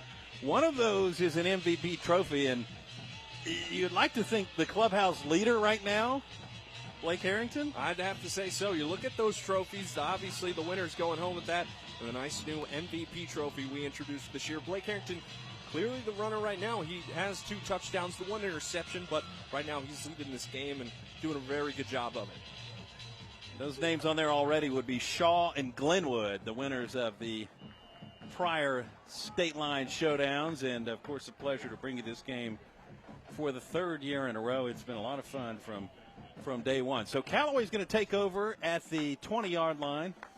Blake Harrington going to come back out. The field general. What are you thinking here? Deep shot early? I think you want to go deep shot because you don't want to play conservative. You got a 7-8 team on the ropes right now, 4-point lead coming out of the half. Opelika is feeling defeated. They got a little fire under their tail after I'm sure Brian Moore did it. But try to run the ball, move the chains, keep the drives long, keep the Opelika offense off the field. Yeah, I've talked to Brian Moore in person a number of times, and a nice guy, but you could tell there's some intensity in there Absolutely. as well. All right, shotgun snap. Harrington's going to get us underway, and here we go. There's that shot we were looking for. He's got a man. That was DJ Mahone. Too much zip on it. Too much zip. Little tripped up there. Too much zip there, as we like to say. So I like the concept, though. That was a nice running back wheel route. Mahone was able to slip outside, and we're going to get a holding call on Callaway, so they're going to be pushed back another 10 yards. But now, I like the shot there. Try to give yourself a little momentum coming out of the half to give your team some juice. Mahone is down right now, too. He took a weird fall. He got a little twisted up looking for that ball and came down awkwardly around the 50-yard line. He's being helped off the field. So we will go to another back for Callaway. It could be Antavius Reeves. We'll check and see who we get here. With 3 wideouts. It's going to be Christian Kennedy. Christian Kennedy back on the field. He's had a couple of plays in scrimmage tonight. And Harrington in the gun. So 2nd down. And down he goes. Dogs coming with the pressure that time. Check out Big 40, Therese Thomas Jr. He had some extra juice after that one, was able to get Blake Harrington down. Now they're looking at a long second and looks like 25, and he just fights off the edge here, not falling for the read. He's going after Blake Harrington no matter what, able to drag him down, and he's not an easy guy to do that too. Thomas giving this defense some life right now, sticking on a long set of downs. Yeah, he read that one like a book from the start. So a little bit more protection in the backfield, pistol formation now. Harrington going to hand this ball off back there in traffic. That's Antavius Reeves. And no gain. And we're looking at a very, very long 3rd down play, and you're backed up at your own, looks like 6-yard line. You got to make something happen. And you want to go with the run just to give your punter some space, or are you going to try to roll Blake Harrington out, try to hit him on the play action? Yeah, for Callaway right now, it is 3rd and Hartsfield-Jackson. So that's the 6-yard line. Yeah, so that would be 3rd and 24 to be exact. So there's a snap. Harrington's going to keep it, and they're just going to get rid of this thing. Nowhere to go, and that is big number 90, Tremaine Thomas. That was someone Brian Moore pointed out. He was the only returning senior on this defense. Haven't called his name in the first half. He was a huge impact player last week against Benjamin Russell. Got after the quarterback. Huge tackles for loss. Able to impact the play there. And backup Callaway, not how you want to start the first half, that's for sure. Well, that Opelika defensive line has something to say about that MVP trophy right there. We were just talking about it. Blake Harrington looked like the consensus. Hey, they heard us. Thomas said, hey, watch me do this. Yeah, we'll show you the clubhouse leader. So, so here we go. Opelika's going to be in great shape here off of this punt. That's D. Harris. And that disaster punt. That is really short. I'm not even sure that made it back to the first down marker. Sails out of bounds, and we'll see where they mark it at.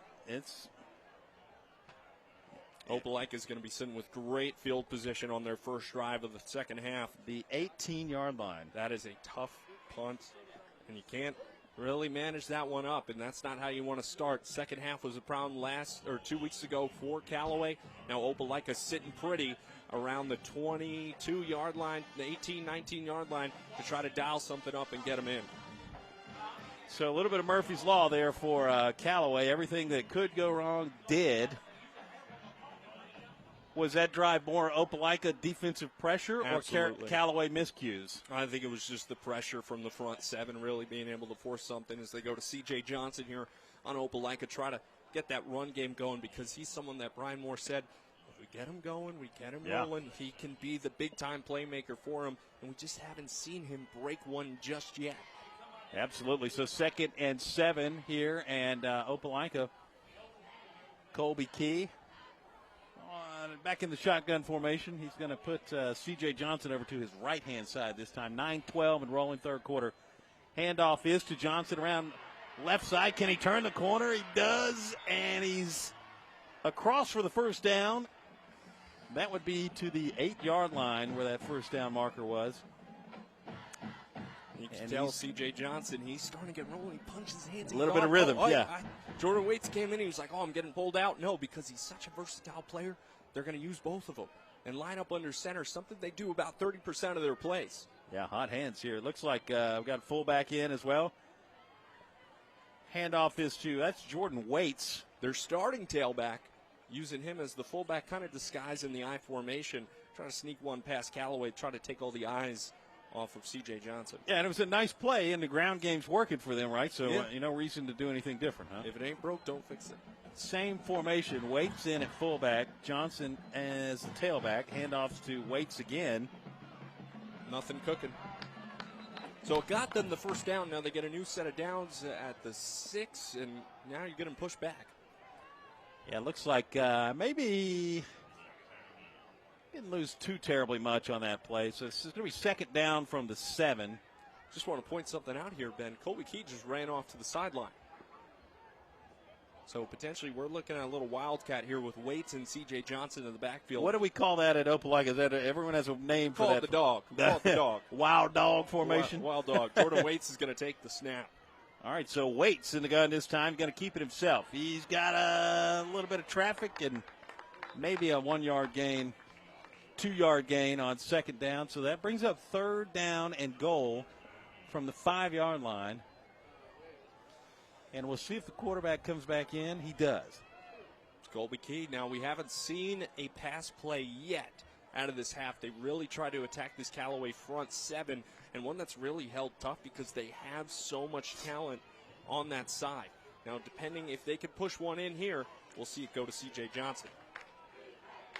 So let's see what we get out of the gun. Motion to the left side, and there's a handoff. And more traffic. That Callaway defensive front coming up big. C.J. Johnson with nowhere to go. And that's Tyrone Fitton, the big 3-star defensive tackle, wrapping him up, not letting him go anywhere. And it looks like Opelika is going to go for the field goal. So 17-13 is the score right now. Opelika is going to kick.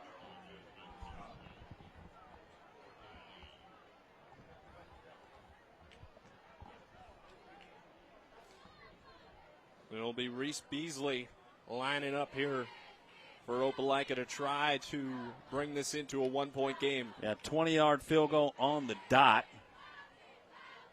Snap, kick is up, and it is good for Opelika. So don't come up empty there. 17-16 is your score.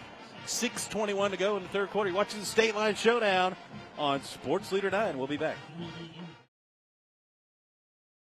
Welcome back to the Stateline Showdown on WTVM Sports Leader 9. This is an annual tradition that we do here at the Big 9 that features an Alabama team against a Georgia team each season. And we have a ton of fun. We hand out hardware. We do this early in the season, and we've had great games every year so far, and we're in for another show tonight. 17-16, Callaway leads here in the third quarter. Callaway had a disastrous drive to start this half. A horrific punt. Opelika got the ball on the 18-yard line. And, Drew, it could not have been any better for the Callaway defense to hold Opelika. Yeah, that's absolutely a win for the Cavalier defense. Holding Opelika to 3. Opelika didn't even try to throw the football. That D-line really held tight, and there's a reason why they got a bunch of studs on that front. That's Reese Beasley from the 3-3-4, kicking off to the 7:06, and we are, looks like, going to be set for a touchback here. The 20-yard line. Really curious to see what Callaway is able to do here. Didn't love that first drive. They tried to take a deep shot, just fell a few yards short on the deep ball, and then just runs that didn't go anywhere and resulted in them punting back from their own 5 and resulted in amazing Opelika possession, but their defense was able to hold tough. Love to see if Blake Harrington can use his legs a little bit more. Opelika's kind of wised up to that to try to contain him and not let him do too much. Not keying up on the running back on the option play, but making sure he doesn't break free and pull one last second. I grew up in the Pat Dye era of football, so I like a good clock bleeding, running drive. Maybe Callaway's got one of those for us here in this third quarter. 6:20 to go. See if they can dial it up here. Harrington takes a snap, and the end around is to, that's the wideout Jeremiah Dunn. And that goes for a first down. So nice gain there on first down. I like the play, the motion, able to move him across, get him at some yards. Obviously works in a first down. Try to motion a little bit more. That was something we saw from Opelika more. Callaway take a little script out for the second half and try to get moving. Elijah Oden is down for Opelika. And he's pulled his helmet off. Looks like maybe a cramp there for the injured player. He's around the 25-yard line there on that field. And this heat will do it to you. That's why they got all that pickle juice on the sideline. Yeah, we are in what we like to call false fall right now in this part of the country, where it's you get a nice little tease every year, and then it it'll ramp back up to 90 or 100 degrees. Up on you. Yeah. So, on a night like tonight, where it is comfortable outside, it's still hot for these guys on the field. And absolutely. And Elijah Oden gets right back up and jogs over to the sideline, get that figured out. Hopefully they get him up in the next few plays. But Callaway setting up their own 31 on first down, try to do something. Yeah, so a great play to start the drive. 6:10 on the clock in the third quarter, and that clock will begin to roll again. So heavy set to the left toward the short sideline for Callaway. They're going to throw the ball and out to the flat. That's to Caden James, the SEC prospect. He's going to do big things. I think if they can consistently get him the ball throughout the season, he can make a big play no matter what, and he is a stud at that. And you get him in that open space. You saw that little burst. He's got that quick step, and you see he's got some agility. He's able to make people miss in short space. That's why they're throwing the screens. And that may be where the music is made tonight for Callaway down the stretch here, too. We'll see. Play consistent. Don't be too conservative. Take your shots when you need them. So out of the gun again, quarterback rolling to his right, and there he is, Zay Anderson, the tight end. We've been looking for him since the first quarter. He had a huge reception early in this game that led to the first touchdown of the night. That was the first play of offense for Callaway, and the difficult thing is with Zay is he plays every snap on defense because he's that Mike linebacker. He's calling the signals, making sure everything's right, but you don't want to burn him too deep because you need him so much on defense. Yeah. But he's a threat on the offensive side of the ball when it's all said and done. Well, and he and that defensive front getting work done on that side of the ball. Absolutely, that front seven is putting in a lot of work against a very big offensive line. All right, so here we go. Man in motion for Callaway, and the ball goes to him. That's number 4 again for Callaway. Oh, he's making the man miss.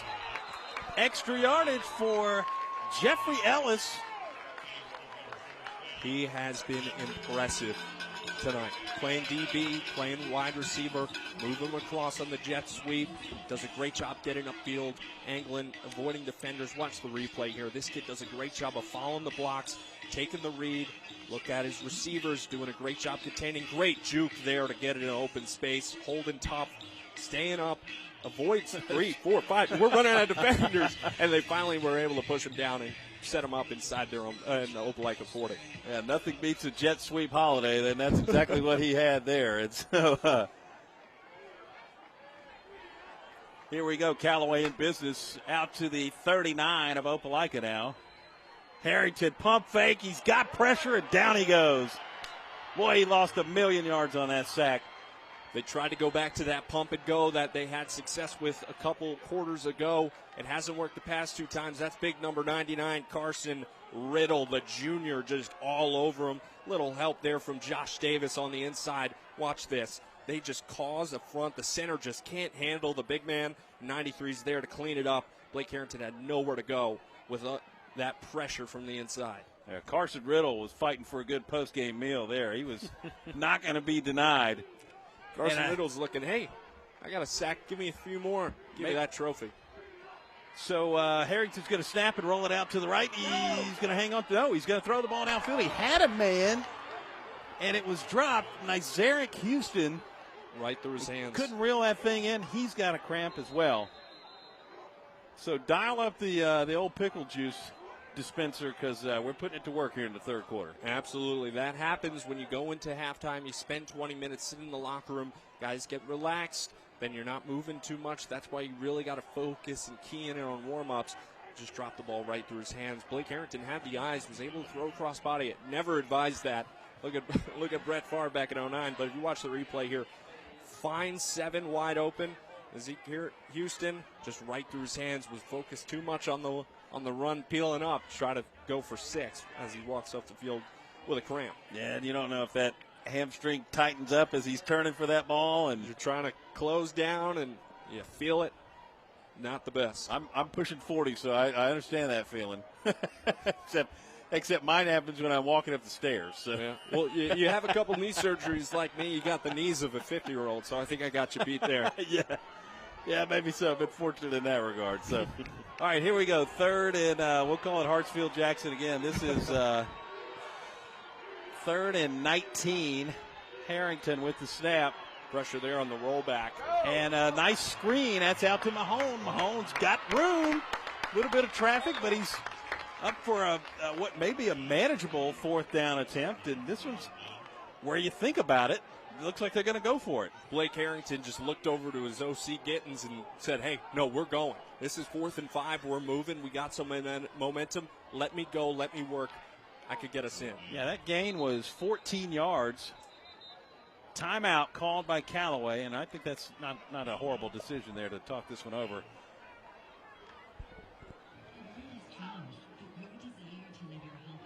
It is a very pivotal moment here in the third quarter. Our graphics, and I think maybe the scoreboard says 4th quarter, but we are in the third. Just want to correct that real quick. 3:25 to go here in the third quarter.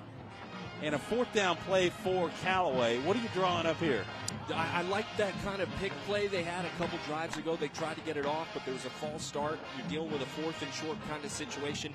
Hit your crossing man. Maybe throw Jeremiah Dunn going shallow across. Hit the drag. Maybe he could turn something up, but you got to get this play. I think this is a pivotal moment in the game for Callaway because you're up a point. You don't want to give the ball back to Opelika and give them any juice whatsoever. Maybe try out for Caden James out in the flat. It's not a bad option. Jeremiah Dunn has done great in open space, and you need a couple yards. Try to do something. All right, we're going to find out here on 4th and 6 for the Callaway Cavaliers, who have played a remarkable ball game tonight against this Opelika Bulldogs squad. Snap rolls to the left. He's got a man. First down. Unbelievable catch. That's Caden James, the SEC product junior, doing it again. We saw that little toe tap back in the first quarter. He comes up big with the first down there. NFL good on that one, too. Looks like he got them both down. Let's take another look here. I got to give credit where credit is due to Blake Harrington rolling out to not his throwing side, stops on a dime, able to just fit this into the right spot where Caden James is able to hold on and make the catch, keep his feet in as well, keep this drive alive on a big 4th and 5 near at the end of the third quarter. Yeah, 3 minutes to go here in the third quarter, and Callaway in business.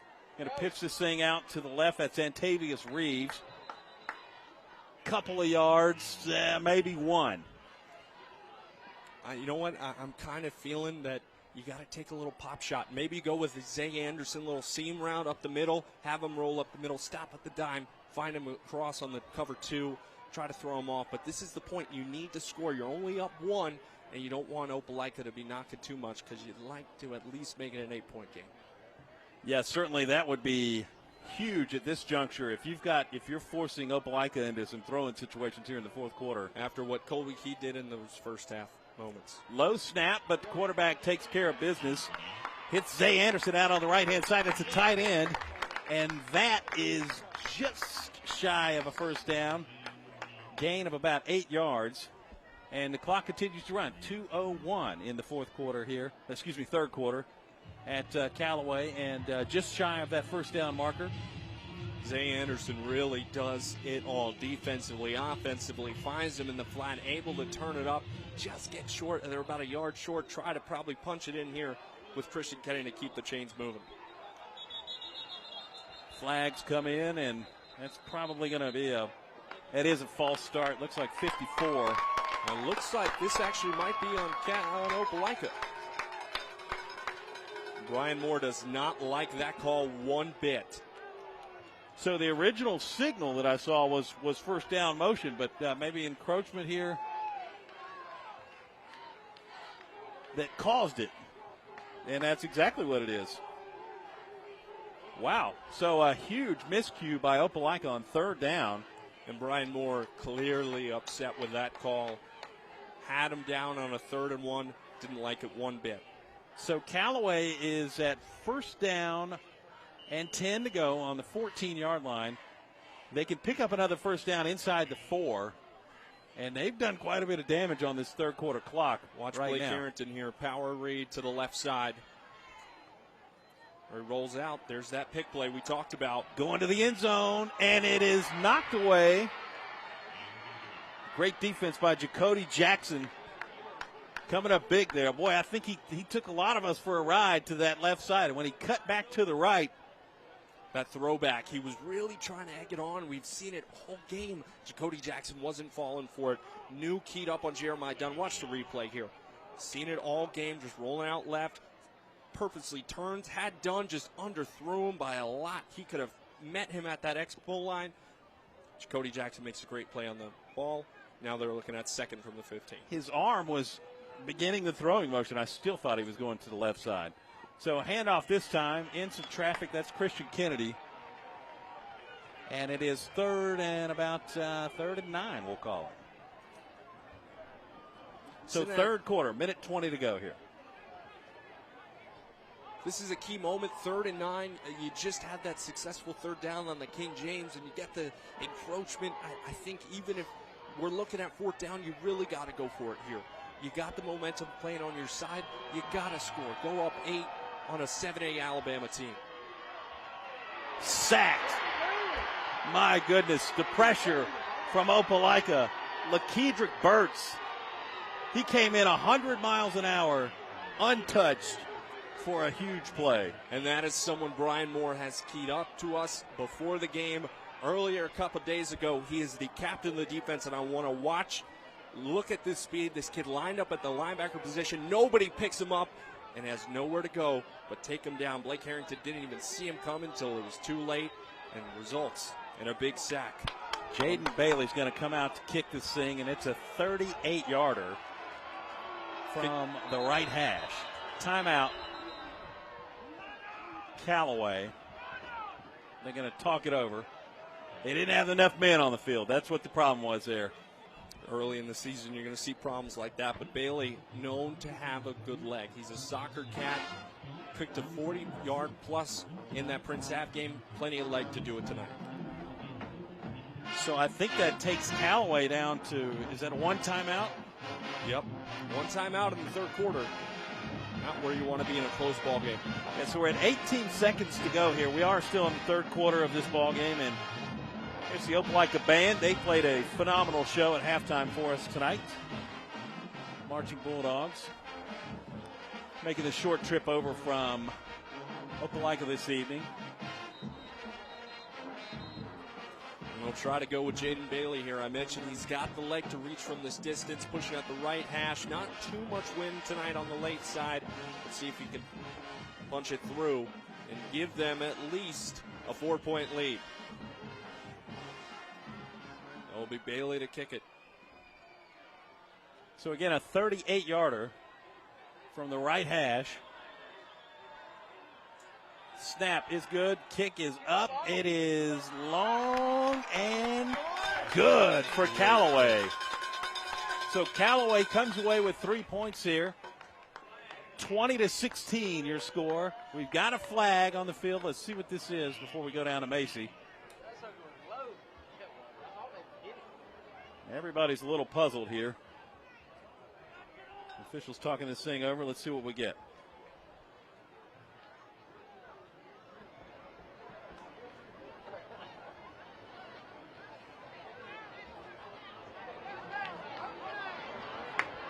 Wait on our GHSA official. Personal foul, and that's going to go against Opelika. And it is declined.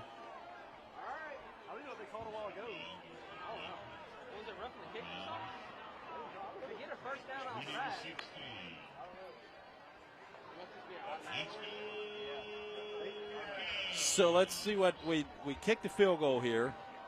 Some confusion on the field to see if Callaway, and it looks like they're moving the chains up, so Callaway's going to get they're going to continue this possession.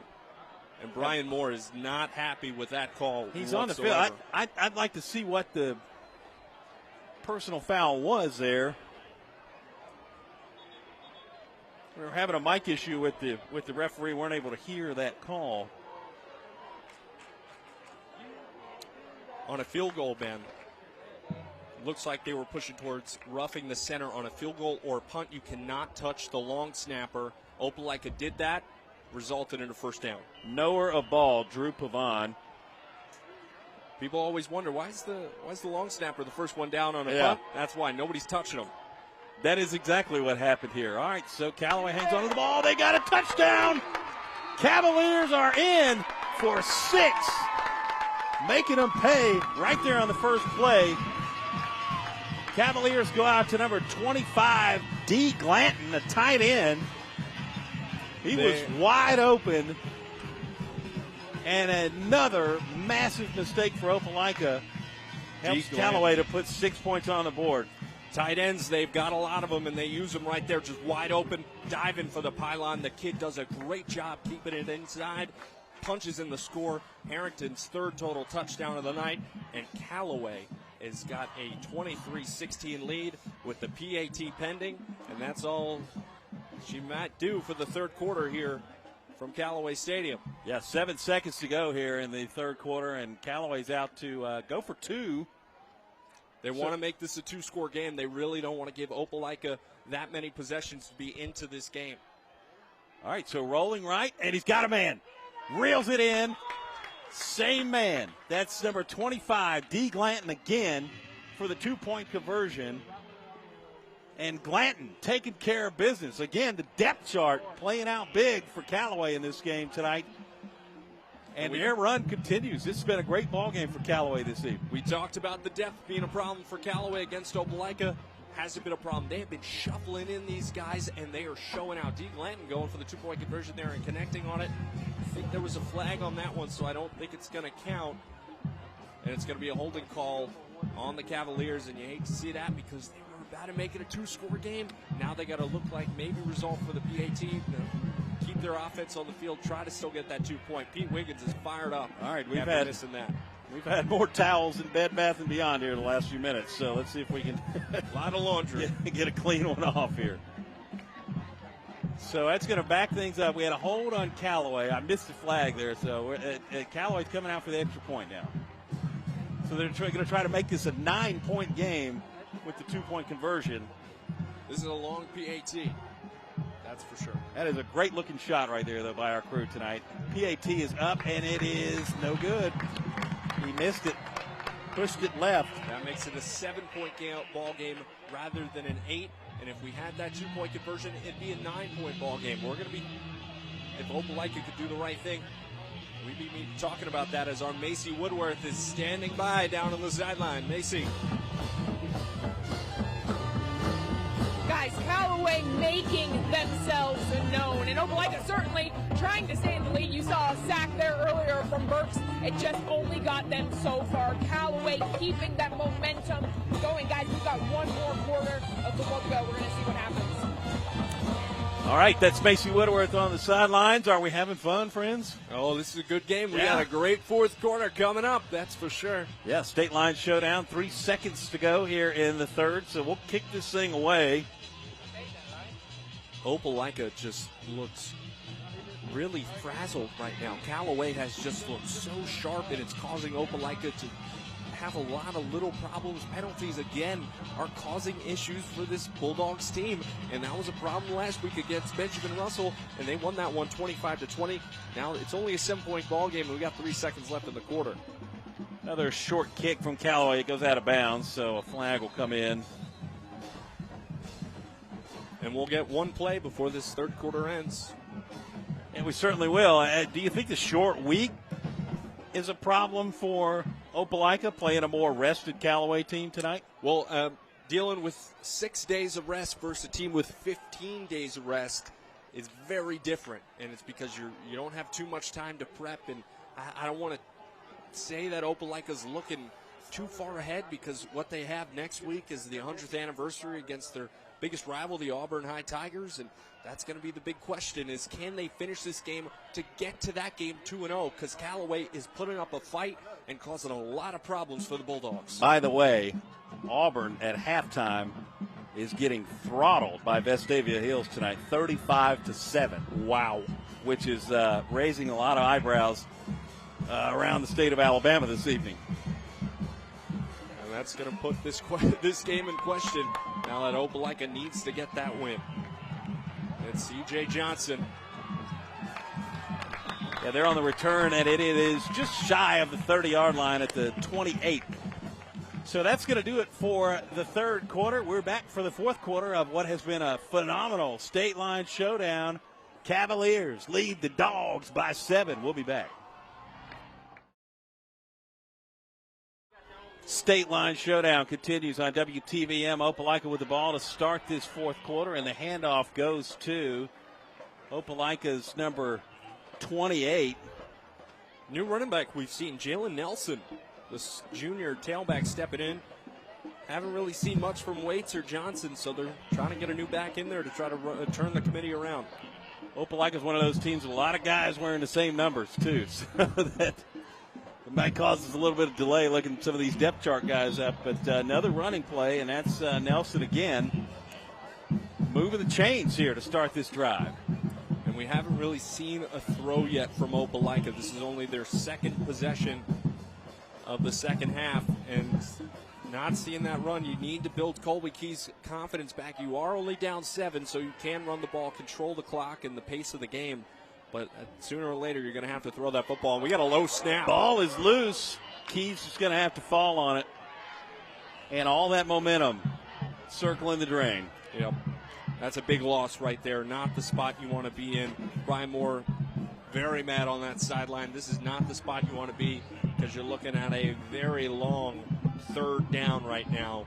Third and, what'd you say, Hartsfield Jackson Airport? Yeah, this one will go from Opelika's side. This would be second down at Buc-ee's. The Buc-ee's in Auburn from this for Opelika this time. So got to throw the ball here. In the gun. Key going long. He's deep. Got a man. Can he get under it? He does. Does he hold on to it? Yes. That is a huge catch for Andre Van. That is a great throw. That is what I was just saying we need to see from Colby Key. Van laying out there, making the play. A great grab. And now Opelika's got some juice in Callaway territory. Take another look here.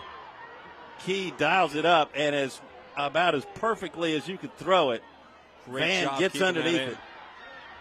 So Opelika going a little bit of tempo here. C.J. Johnson going to push this thing up to about 7-yard gain. And that's good for the 26-yard line in. You got the tempo. You got to keep it rolling right now. You got the movement. Keep the positive vibes alive. Keep the chains moving. 10 minutes left on the clock in the fourth quarter, and Opelika playing for some hardware right now. Got to get a touchdown here on this drive, you would think.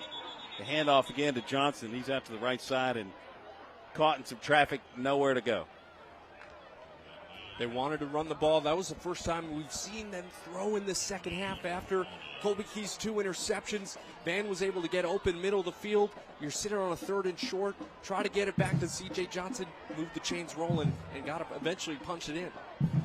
Let's see if they go to the air here on 3rd and 3, or will they keep it on the ground? Key's going to hand this thing off. And he is just short. Gobbled up by Nazir Houston. All over it. Yeah, Houston coming through with the pressure, and that Callaway defensive line, they've done it all night long. They're causing problems for them in the run game. Really haven't been able to push the ball that much. Both sides of the defenses really we haven't seen too many explosive runs, really. And Callaway's defense is hanging in tough just outside of that long pass. That's a dog down on the field right now. It looks like another cramp here. And in an offensive line with already so much inexperience, that's really not what you want to see at this point in the ball game when you got 9 minutes left and you're sitting on a long 4th and 3 where Brian Moore is looking to go. Yeah, I can't tell who that is right now. We're going to take a quick break. This is the State Line Showdown on WTVM. Welcome back to State Line Showdown on WTVM Sports Leader 9. It was Jeremy Dillard, the left guard for that Opelika offensive line, who was injured on that last play. So we're set up for a big-time 4th down here, 4th and 4. And Opelika is taking a look, going to change things up. Callaway showing pressure here. Colby Key, the shotgun, he's got a man across the middle, 1st down and more, and he is going to go. Touchdown, Opelika. Jordan Waits moving through traffic. He's escaped and into the end zone for a huge Opelika Dogs touchdown. That's what they needed. Jordan Waits, the captain, coming up big there on the perfect dump-off pass on 4th and 4. Colby Key delivers it to him, results in a touchdown. And Ben Stanfield, pending this PAT, we've got a tied ball game with under 9 minutes to play here in the 4th quarter. Pending the PAT is right. We've had a couple misses tonight in the ball game. Amazing. Another injured player here, too. Another cramp. This time it's Callaway. Jordan Waits, watch this replay. Come on, this kid just stays up. He's tough to bring down. And you look at the size. Coach Brian Moore told me he gained 25 pounds of strength in the offseason, and it just showed right there because he just shook him off like it was nothing. And that's a big touchdown there on a key 4th and 4 for the Bulldogs. That's why you spend the first 30 minutes of practice every day doing position drills right exactly. there. Exactly. Running through bags. That's what you got to do. And that's a huge score right there. And pending this PAT, hopefully this can get going. So we've got an injured player down right now. We await the extra point here in this State Line Showdown. 23-22, Callaway with the lead. And that injured player, still haven't seen who that is yet, but we're checking on it. All right, man, so 8:59 to go. We got a ball game here, that's man. For sure. We're having a great time here on the State Line Showdown. 3rd edition tonight. We're going to hand out some hardware after the game, so stay tuned for that. MVP, championship trophies, and then there's the big trophy as well that your name is etched upon forever and ever. Absolutely. Into perpetuity. So, and that's what it's all about in these border wars right now. And pending this PAT, we got a ball game. 9 minutes to go. We're going to see a couple more possessions. This game's getting under the wire, and the injured player there for Callaway was Zay Anderson, their key linebacker, captain, commit to South Alabama. We just hope that he's okay as he walks off the field, as Opelika is going to attempt the point after attempt. Yeah, I don't want to be sitting with the Reese Beasley loved ones right now because this is a pressure-packed kick right here. This is a big kick. After he missed that first one on their opening score. Yeah, he certainly did. All right, so big-time extra point here for the Dogs. Snap, kick, up, good. Tie ball game. State Line Showdown sits at 23-all with 8:59 to go in the 4th quarter. Let's go downstairs to Macy Woodworth on that brand new Callaway Stadium turf. Macy. Guys, the shifts of this game, I mean, my goodness, I don't think anyone was expecting a game like we've had tonight. Opelika needed that touchdown, and they've tied the game now. Colby Key doing everything he can to change the look of this game, and he's doing just that. Guys, we've got a little bit more football left to play. Looking forward to it. So maybe a tie at the top of the clubhouse standings now for that MVP trophy. Both quarterbacks battling out for that. Yeah. But who's going to emerge here? And this is going to be a big drive for Callaway. What do you try to do? You try to take your shot, or do you pace the game out and try to leave as little time left for Opelika to do something? That may be the play there and try to force Opelika to get into a deep throwing situation. But they handled it well on this last drive. So we shall see. And that's the kicker, Jaden Bailey. That's Reese Beasley. Out to kick it away for Opelika. Colby Key seemed to have found his rhythm back after throwing 2 interceptions in the first half. Answers big. A lot of help there from the captain tailback, Jordan Waits, making a great play there for the 6. See if he can put this one through the end zone. He's done it already tonight. And that will go for a touchback out to the 20-yard line for the Callaway Cavaliers. Try to run the ball and burn some clock here. What's your MO on this fourth quarter drive? I'd go first run here, try to see what Opelika is doing. If they want to bring the house on you at a shotgun set, then you try to take your shot. Try to piece something to get it. You don't want to be too conservative. You are at home. You got 9 minutes to play with here. You want to take your shots when they're giving them to you, and they've executed on them really well. And you got a senior quarterback, Blake Harrington, who has 3 touchdowns tonight total. He's been the answer. Let him do his thing, but you don't want him to do too much. You got so much talent surrounded around you. Get him out in the flat, get him on some runs, and let him break one. And maybe if you're real relaxed, you tell the quarterback, hey, go out there and win this game, man. It's not a region game. This is an opportunity to build a ton of confidence in there. Going deep on the first play. Huge reception. That's 34 yards on the gain, and that's Jeremiah Dunn with just a massive reception there, and that may be exactly what I just said. Well, hey, throw out the conservative card because that was a big shot there. Moving, flipping the field. Jeremiah Dunn, loved that ball from Blake Harrington, really playing into the MVP conversation. Watch the replay here. Sits back, rolls out. It's a crossing route. Jeremiah Dunn just wide open. Watch him elevate here to make the grab. Make sure he comes down with it, and Opelika had no answer. So let's see what we get here. First down from the 46. Going across. Woo! Done again, and he gets smoked. Not able to pull that reception in. That was the old Xbox hit stick there on the first down play. That's a big hit, and that's what you leave that swing pass a little too up there sometimes. You remember that old Reggie Bush play with the Eagles. That you just let it hanging out there as we watch the replay. And DJ Mahone, Jeremiah Dunn's going to be feeling that one tomorrow. Well, as the man himself, Braden Howard, came screaming across. Credit to Dunn for looking that ball in like that. And watch this again. Howard, bad block there by James, read it the entire time. And a huge stop there again. Yeah, that was Dunn again with the ball. And Therese Thomas Jr. coming up big. He's had a great night on that defensive front for Opelika. And another player is down. And that's going to be their captain. Or that's going to be Caden Harris, the middle linebacker, down at the 45-yard line. So both teams' linebackers feeling a little bit of this heat. Injuries coming up, but Callaway, 2 negative plays back after that big run, that big throw. You got to take a shot maybe again. You want to keep advancing because you're sitting at a 3rd and 13 here. Yeah, you got D1 guys at receiver position. Why not try to get it out there in space to him again? I like the big throw there on the first play of this drive, though. And maybe you think if you're Callaway, hey, I got a quarterback that I can instill a ton of confidence in if I just let him go out here and play his game here. So that might have been the thinking there on this drive. But 3rd and it looks like 14. Yeah. After a pretty successful start to the drive, what are you doing here? I don't know. I like what you were saying about Caden James. You got that big, long wide receiver who's an SEC kid. We haven't seen a jump ball for him just yet. We've seen a lot of deep balls for Dunn. I think you got to hit him here on maybe an intermediate crossing route. Just let the kid get open in space. He's a talent for a reason. Let's see what they got dialed up here on a long 3rd and 14. Big 3rd down. Clock running, 8:07, 4th quarter, tie ball game, Stateline Showdown. Let's go. Out to the flat.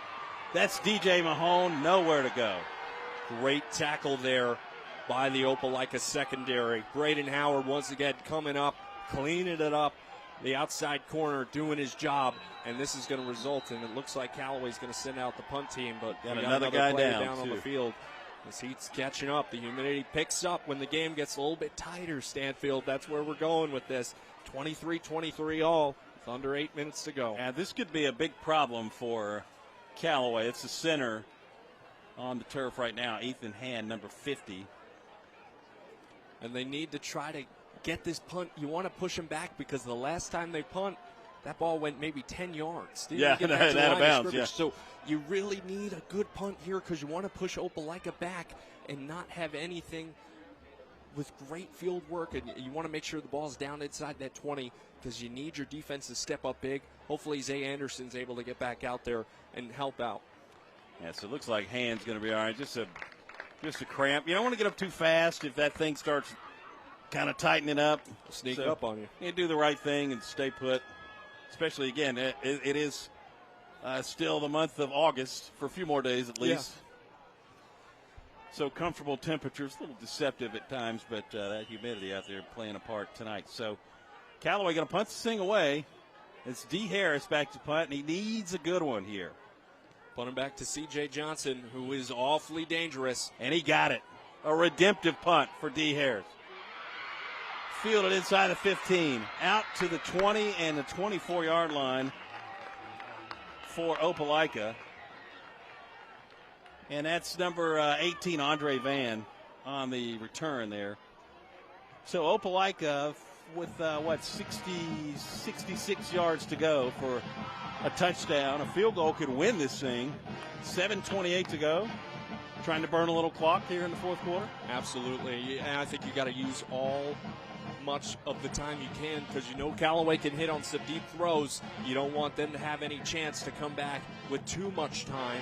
Now, Opelika, they're going to try to run the ball a little bit, but I think you finally let Colby Key try to get his shot. He regained his confidence back. Let's see what they dial up here.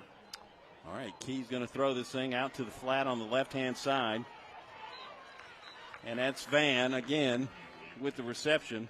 Play the quick game. You know, you want to milk some clock, but you play the quick game. You're hitting your short routes on the RPOs, moving that chain, and keep this game rolling because it's a tied ball game right now in the fourth quarter at Callaway Stadium. You don't have the momentum because you are the away team. You need this win, and you got to fight back. Let's see what they got. And a pass out to the flat is as good as running the football these days, too. Burning clock. We got a flag. It's going to be a procedure penalty on Opelika. False start. Negative plays once again creeping up on the Bulldogs, and it was a big point of emphasis after the game against Benjamin Russell. And Brian Moore just kept saying they kept shooting themselves in the foot, making these little mistakes. And you have inexperience on the offensive line. That's going to happen with false starts and holdings and illegal motions and shifts and players being downfield. But you got to queue up here and make something happen. So we're back to 2nd and 8 now for the Dogs. Shotgun set, got two wideouts to each side, almost like a glorified pistol here for Key. Fakes handoff, he threw to his receiver on the left-hand side there, and he didn't know the ball was coming. Not Zay Anderson, that was for Opelika. It was number 10 there on that intended reception. That almost could have been very bad for the Bulldogs, a ball that could have went the opposite way for them. Yes. And with that much green grass in front, you're looking at 6. Sophomore Keelan Banks, he never got his head turned around on that last. That's the thing with quick game. Your receivers got to be on the same tempo with you and really be on the same, really linked up and be able to drag that in. Yeah, got to be looking for that football. So here we go. Key in the shotgun again. Rolls out to the right side. He's got a blocker in front of him. Can he get a pass off? He's going to keep the football. Turns the corner. He's got green grass out to the 45. That's a big first down for Colby Key there. We know he's got some wheels. He scored their first touchdown of the game, using the advantage there. Nobody's keying up on him, not a spy guy. So he's got a lot of chunk of run in there, and he gets up, tight ropes, gets the first down, and they keep the drive alive on a key 3rd and 8 in their own. Quite the audition for that MVP trophy if this turns into a touchdown drive. On a great run out to the 44-yard line. Going to hand this thing off. This time C.J. Johnson around the right side. rumbling for a first down and out of bounds. And he gets it, and that's where it is, Ben. You see the sparks start to click for the kid. And I felt like I've said all game long, just give this kid a chance, and he'll break one. And they bring in Jordan Waits, the captain, the kid that scored the touchdown just a couple drives ago. But they're milking that clock. We're on just over 6 minutes. Yeah, he put his head down and got to work on the end of that drive. Handoff this time is to Jordan Waits. Again, around the right side, they found a weakness, and another big gain, just shy of the first down this time. That's 9 yards for the Dogs out to the 37-yard line. Going in for Opelika. 5:53 to go. Is this the game-winning drive right here for the Dogs? We're about to find out. Clock's ticking down. You got to make something happen. And they're running the ball really strong, attacking that inside. Waits again. He cuts it up through the B gap. Good for the first down. Move the chains for Opelika. The clock will roll when the ball is set.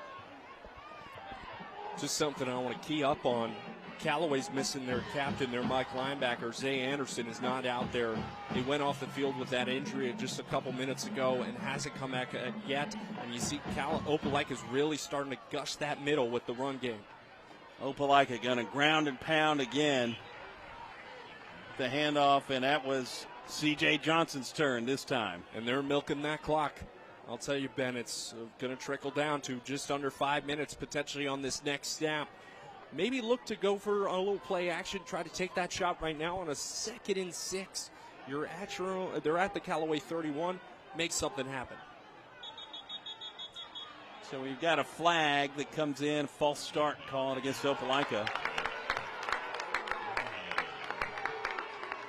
And that is not what you needed at this point of the game, as we backed up to a 2nd and 11. It didn't quite appear that maybe everybody was lined up yet, so broke the huddle, and once you do that, everybody's got to get in position to be still. So you're chewing that clock. You got to wait till you guys get settled. It's all right if the time's not there yet. Just key up on it. So this will be 2nd and 11 for Opelika. They are at the 36-yard line. And there is the handoff. That's Johnson, right side, where they've had a wide open lane here on this drive, and a little bit of room again. Some pushing and shoving. Some Georgia-Alabama chat going on here. And this is not looking good for Opelika at the moment. Julian Pritchett is fired up, and this game is getting chippy when you get to this close of a game. One team that feels like they should be so far ahead, and a team really fighting for their life because they want to be undefeated. Ben, they want to keep that undefeated record in non-region games so they can advance on to the playoffs. Opelika is just feeling the heat right now. 4:20 left at Callaway Stadium, and it's looking at a 4th and maybe short here. We'll see the penalty kind of turn it out, but this is really a drive where Opelika's got to execute and get points on the board because Callaway has been moving the ball very well tonight. Josiah Garrett, defensive end, is number 51 for Callaway. He's down on the turf right now, and again, this looks like another cramped situation. What do we think the long is for Reese Beasley in the kicking game? I don't know. We missed that PAT early on. He had some leg to him, but really, when you start hitting that fringe where you're like, can we get close enough that we can go for it and pin Callaway down deep and try to make something happen and really just force their hand that they have to throw the ball with such minimal time left. But you really got to try to get the first down here on a 3rd and 6. His problems tonight have not been distance. No. But accuracy on that first PAT. You know, he's got the leg for it, but lining it up is key. All right, so here we go. 3rd down, a big 3rd down, and 6 to go for Opelika. And there's the handoff. That is Waits. Waits cuts to the right side, out of bounds, and a massive first down for Opelika. 4:11 to go here in the 4th quarter. Go to the captain. That's what you do. Jordan Waits, you finally get a groove with both of your tailbacks. You feel like, all right, now one's hitting, the other one isn't. We're going back and forth, really rolling with it. And Jordan Waits making a big-time run there to get the first down. I love the play call here. Watch the end block. The tight end, 44, does a great job. Waits follows him, makes a great back juke. Callaway just can't keep up, and Waits pushed out of bounds. It looked like he might have had some room to score, but let's see if he can punch it in here. Opelika's found that seam on the right-hand side and telling him to stop it. Waits up the middle, into traffic, and up to about the 6-yard line. Opelika trying to punch in a touchdown here late in the fourth quarter to take the lead. That clock just continues to tick down, and we're under 4 minutes and second down at the 6-yard line. Opelika maybe get another play or two in and then punch one in, but you don't want to give Callaway too much time. But you got to remember, it's a tie ball game. You got to score. This would be a nice time to remind you that Callaway's only got one timeout. Absolutely. They burned 2 in the third quarter tonight. And the less time you give them, the more scrambling they're going to have to do to try to throw that football. Opelika doing a nice job sitting on the play clock here. The handoff is to Waits. Pushing up the middle. Does he get in? He's very close. Short by maybe half a yard. They're going to mark him short, but I think you go right back to him. Let the captain who scored on your last drive to tie the game give you the lead. The captain, senior tailback, he gained 20 pounds over the summer. Let him punch it in. Yeah, Kid's got the muscle now. Love that, too, man. Those summer transformations in high school are wild sometimes, and this is, of course, certainly a case of that. So the clock's going to continue to move. Opelika going to sit on this thing. I think it's actually not the worst thing in the world that they didn't score on that play. You do need to come up with points, though. You saw Callaway get clock as much as possible. You saw Callaway hold them in a tight spot. Oh, ball's over his head. Oh, no, disaster scenario for Opelika. It is loose. Callaway's got it at the 40-yard line. Callaway, do you believe in miracles in West Georgia tonight? Oh, my goodness. Because they just got one. We saw that happen just a couple plays before. A high snap comes back to bite them. And Callaway is going to get the ball at their own 45 with 2:39 to go in this tied ball game. Oh, my goodness. And you see the reaction there from Opelika. The snap sails so over the head, and Key can't pick it up and fall on it. The ball just keeps pushing forward. And it gives Callaway almost 40 yards of distance if there was a turnover. Yeah, Jeremiah Dunn fell on that ball and popped it out again. And then finally coming up with the football was D. Glanton for the Cavaliers in what is the play of the night there. Right now, that is the turning point. Opelika was sitting on the ball. They drilled the clock down to under 3, and they just a little blunder messes it all up. And here's Callaway now sitting in their own 45. Harrington be a false back start on the field. I don't think anybody's ready for that next play in this whole stadium. It really looked like Opelika was about to punch we one were in, so, take the lead. Everyone was so locked into the rhythm of what Opelika was doing there. And then it's just a bad snap over his head and changed the whole course of this ball game here tonight. 2:38 to go. And that was the marquee moment so far. That high snap just killed all the momentum for the Bulldogs. Harrington's going to throw. Quick play. Out to the right-hand side. No flags come in on that. That was awfully quick on that screen. Braden Howard was able to break it out. That corner, we've said his name a lot this second half, and this is a big point for Opelika's defense. Your offense couldn't punch it in. Hold tough. Get him another shot. You got 3 timeouts. Callaway's only got 1. J.Q. Williams was the intended receiver on that last play. So Harrington, some protection in the backfield. Fakes the handoff. Rolls to his left and is going to throw this thing deep. It is caught. Oh, my goodness. What a catch. Wow. That's Zy Dandy with a dandy catch. What a dandy. Wow, what an amazing job. He Great pulled it in, first down. And that's a first down. Opelika is moving, and they are rolling right now. That is a big-time catch, a big-time throw. Blake Harrington once again comes up big. Now watch the replay here. This kid is just going to roll out, does it time and time again, shoulder straight, just gets this ball where he needs to be, and Dandy just gets his foot in bounds. Wow. Unbelievable catch by that kid. Opelika is stunned right now. Callaway is moving.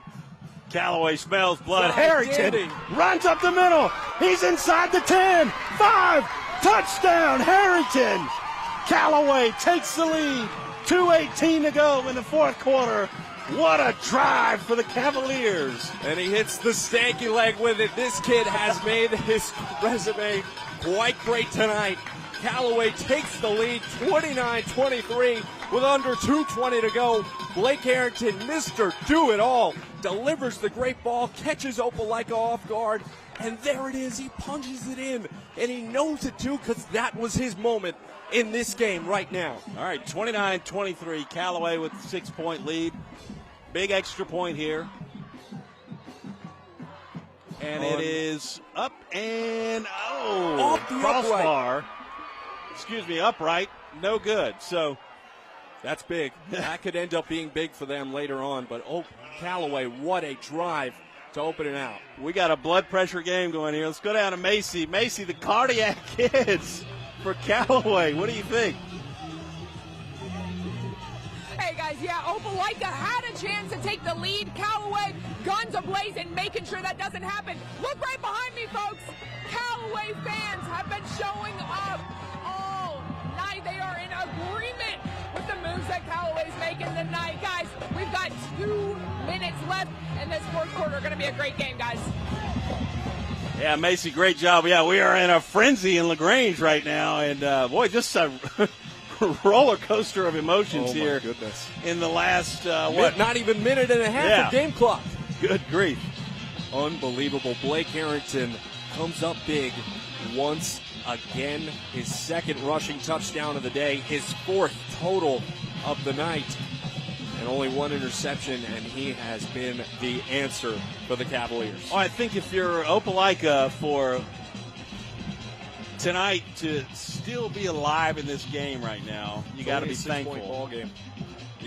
They've shown they're comfortable enough to throw it deep now. You just got to get the snap off. Yeah. That's number one if you're going to go at a shotgun, and we may see them go under center because that's the second high snap that we've seen.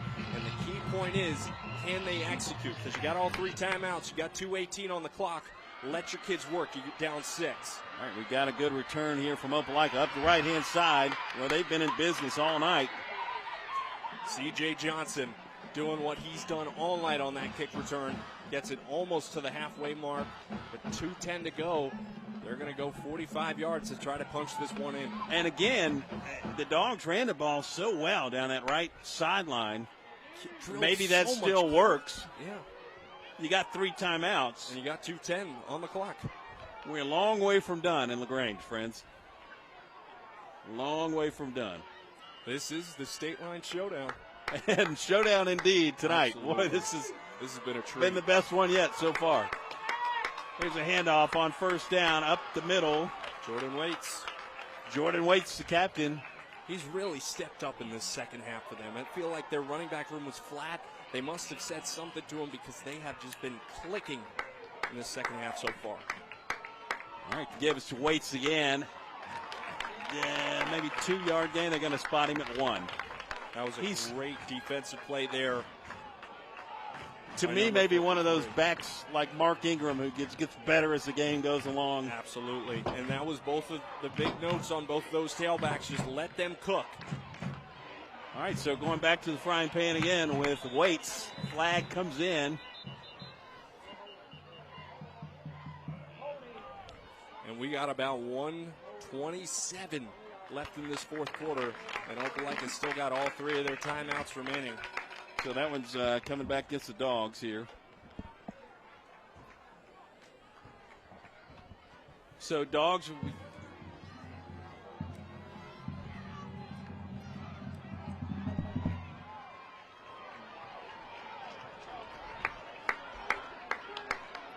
Dogs going to be backed up on a hold here is what the official call was there. Sorry about that delay there. But so holding is the call. So 3rd and 13. And a shotgun situation. Dogs looking for life here. Short pass. He's able to reel it in. Man just holds on. Gets it just about 7 yards short of that first down. You're going to be looking at a 4th and 6. Yeah, a key moment here with about 1:09 to go as Opelika is going to take their first time out. Andre Van bobbled that ball and was able to pull it down and hold on for dear life there on that last play. So 4th and 6, huge play here. It's not outside the realm of possibility for Opelika to convert this, but it is do or die for the Dogs on this play right here. Absolutely, Ben, and you got to take your shot. Try to get something on across, because this is a key moment in this game. You got to execute when the time is coming, and it's right here. It's now or never. Yeah, I hope you've enjoyed the Stateline Showdown tonight as much as we have. We've had a great time broadcasting this game for you tonight, and it has been a classic so far. Callaway's up 29-23 with buck and 9 seconds left here in the ballgame. Do want to remind you, coming up, stick around for postgame. We'll take a quick break at the end of action, and we'll come back and hand out that hardware in this game as well. Yeah, we'll also hear from the winning coach and see who's going to take home that MVP trophy and add it to the shelf. That's one that you never get rid of here. So here's the play of the game. Opelika, Colby Key in at quarterback, looks to the right. Is he going to run it himself? Yes, he's got grass, and he's going to get out of bounds. Hit in a big way by Callaway, knocked out of bounds. Opelika wants a flag. They're not going to get it. Love that from Colby Key. That was a big moment. He had to step up. He felt the pressure. Callaway was all over it. He ran, got the first down. The chains start moving, and a minute's left, and Opelika's still got a shot here at Callaway Stadium. So maybe a case could be made for a flag. He was going out of bounds and took a pretty solid shot. It was. That was pretty late. I can empathize with the Opelika sideline there, but hey, the Dogs live on 4th down. And they're good for a first down from the 41. So Key, this time he's going to have to run it again. Down he goes. Tyrone Fitton. Something to watch here. His helmet comes off. Opelika's going to have to take a timeout, even if they weren't planning on it. 50 seconds to go. Timeout, Dogs. And that was big by Tyrone Fitton, the Colorado State commit, defensive tackle, wrapping up Colby Key, not allowing him to get inside that 30 and get a first down to keep that drive moving. But they take the timeout now. They got to reassess. And you see Colby Key having that conversation with Brian Moore. Just settle down. Yeah. We're in control of this game. We got 2 more timeouts, 50 seconds to go. All we need to do is punch it in, and we're good. He was trying to get away from Fenton, and Fenton showing us why he's going to Colorado State. Able to turn up that speed and take Key down to the turf. So 50 seconds to go here in the 4th quarter. We do have an injured player, so I don't know that Opelika is going to get charged with the timeout here. Which would be huge for them in this moment right now. To be able to keep 2 here with 50 seconds left would be Callaway 40. Yeah. So Opelika drive it in. Brian Moore, you see him pacing up that sideline. This is the moment we have to strike. This is what we wait for, and a moment to win the game. He's done a great job as the head coach of this team in his 2nd season now.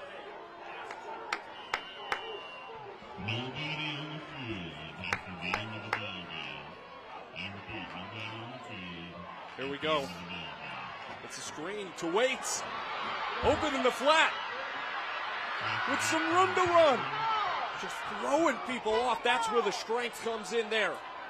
So Waits fighting his way down to the 27-yard line. And that was a great job by Fuller Young, the backup quarterback that had to come in for Colby. Clock running, no timeout taken at this point. And they got about 35. We're reaching 30. Opelika's got to go. 2 timeouts here. So here's Key, Colby Key in the gun. 3 wides right, 1 left. He's looking left, got pressure, rolls to the right. Shot to the end zone, he's got a man. Touchdown, Dogs! Touchdown, Dogs! Jalen Washington, wide open. He busted his defender down the right-hand side, and Washington wide open for the touchdown. Opelika ties this thing up. It's called a showdown for a reason, and it has lived up to the billing tonight. Unbelievable. Great job by Colby Key there, finding Washington wide open up the sideline. It was so easy. He's using his scramble ability, executes perfect, gets in for the score, and now Opelika, all they got to do is convert the PAT. Maybe that's it. We got a flag on the field. Let's see what this is. It's down around the 5-yard line. That's going to be an unsportsmanlike conduct, it looks like. So it is against Opelika. It's after the play. Touchdown is good. What a throw by Colby Key there. What a reemergence for him with 15 seconds to go. We're going to get the PAT, and if Opelika converts it, we're rolling on. Again, Reese Beasley's family, the most nervous people in the stands tonight. So you get the option here. You can back up the PAT or you can back up the kickoff. You got to go with the PAT. Yeah, oh, absolutely. There's no doubt about it. So that's Opelika is going to be kicking a 27-yard PAT attempt here. It looks like they have that ball wrapped around the 19. Be interested to see where they place this, and if Opelika decides to go for the extra point, they're just line up. And it looks like they will go for that extra point. And this is going to be a long one, Ben Stanfield. And this is a tough moment with 15 seconds to go and a lot of pressure on Reese Beasley for a 35-yard field goal attempt, or PAT attempt, just to take the lead and try to walk out with a win with 15 seconds to go. Opelika's Reese Beasley. Is he made for the moment? The snap for number 37. The kick looks good. He's got the distance. He pushed it to the left. Wide and pushed it left. Unbelievable with 15 seconds to go. It's tied 20-29. Unbelievable. All right, game this has been. Grab your nitroglycerin, friends. We got 15 seconds Buckle left. up, people. We got a ball game. Unbelievable. That unsportsmanlike conduct comes back and bites Opelika in that moment. How many opportunities has Opelika had tonight, too, inside the even 5-yard line? Twice now, where they came up with 3 points inside the 5-yard line. Unbelievable. Total. A moment that you had can't even script. The great touchdown pass here on this drive. Unbelievable. So we'll see. Are we going to head to overtime tonight here in LaGrange? One shot. Yeah, 15 seconds in a timeout. Do you go with your shot or you kneel it playing overtime with this intensity of the game? Me personally, I like Caden James. You like the jump ball, huh? Yeah, let's go. I think you got to really assess where you're going to be lined up on this kick return. If you get it to about the 40, a quick throw, get you your one timeout, and you sit it on one deep shot to try to win it all. Opelika's probably going to kick this thing deep. I'd have to imagine. He's angry. Beasley's got the leg to put it through the end zone or at least get it there. That would limit a return and put things at the 20-yard line. So, and we've seen what Jeremiah Dunn could do with the football. He's got the spacing to send it into space, and that's exactly what he's going to do here. So that ball kicked with some anger is through the back of the end zone. Will come out for a touchback to the 20-yard line. So 80 yards for Callaway. 15 seconds. I feel like we've lived a whole lifetime here in the fourth quarter. Unbelievable, man. Tonight. They call it the Stateline Showdown for a reason. So again, this is the best Stateline Showdown of all. Hands down. Hands down. Of the three. Unbelievable. And what a game this has been. So 15 seconds. Callaway's got one timeout left. All peaks and valleys tonight at Callaway Stadium. Let's see if we get a deep shot here. They're going to set up in a pistol set, put this thing on the turf. Shotgun out of overtime. And we're going to OT. When that clock hits 0, so we'll see you in overtime. We're going to hang with you here until the overtime period starts. Unbelievable. What an amazing game we've had. You know, at points, you thought, boy, Callaway may have the ability to run away with this thing tonight. Opelika gets up off the mat. Took some good shots tonight, but then they delivered their own down the stretch of the ball game. Absolute dogfight. Opelika has battled, but there's key moments. The snap over the head with 3 minutes to go. As you look, they got a big win last week against Benjamin Russell. Auburn, that's the key game next week. The 100th anniversary of that rivalry next Thursday. And a fun fact for you, Auburn not having a great day against Vestavia Hills up in Birmingham tonight. Both of these teams could go in with one loss come September 4th. 35-14, Vestavia leads Auburn right now as about 8 seconds to go here in the third quarter. So looking down that stretch for Callaway, what do you see here? I mean, this is another grinder of a schedule. I mean, they really dominate every time they step into this region schedule. Morgan County is always a big matchup, but look how many home games that is. What is that? 1, 2, 3, 5 home games. After you go on the road to Cook, you really get to settle in, and after you hit the road, you come back home. But this is a key moment for them right now, that if they could get this win over a 7A powerhouse, Opelika, it means so much for Pete Wiggins in this program, as both coaches are going to meet at the 50-yard line to discuss overtime and an absolute shootout here in LaGrange. All right, so the discussion begins at the 50-yard line. Just for fun, we'll try to pull up the overtime rules for Georgia high school football.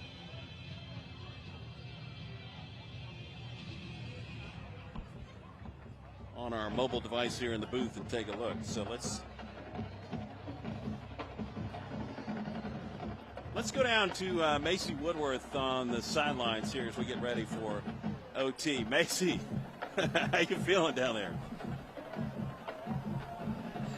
Listen, I'm feeling the energy that these guys are bringing. I am feeling a little bit tired, though, as well, considering that this game has been all over the place. I mean, this is a game that I think a lot of people weren't expecting. Every single play, there's something new. Opelika had a chance there to seal the deal regardless. What a night so far. At the end of the day, overtime. Who wants it more? We're about to find out. All right, Macy, thanks so much. Great job there. And Danielle Perry, the photographer, with her. All right, so discussion at midfield. First overtime, the ball will be placed at the 15-yard line. Each team gets a possession to score a touchdown or a field goal. Winner of the coin toss obviously gets to choose offense, defense, or the end of the field to play on, and everyone picks defense. Always. You want to be the last one to go because you want that walk-off opportunity, especially with Callaway being home.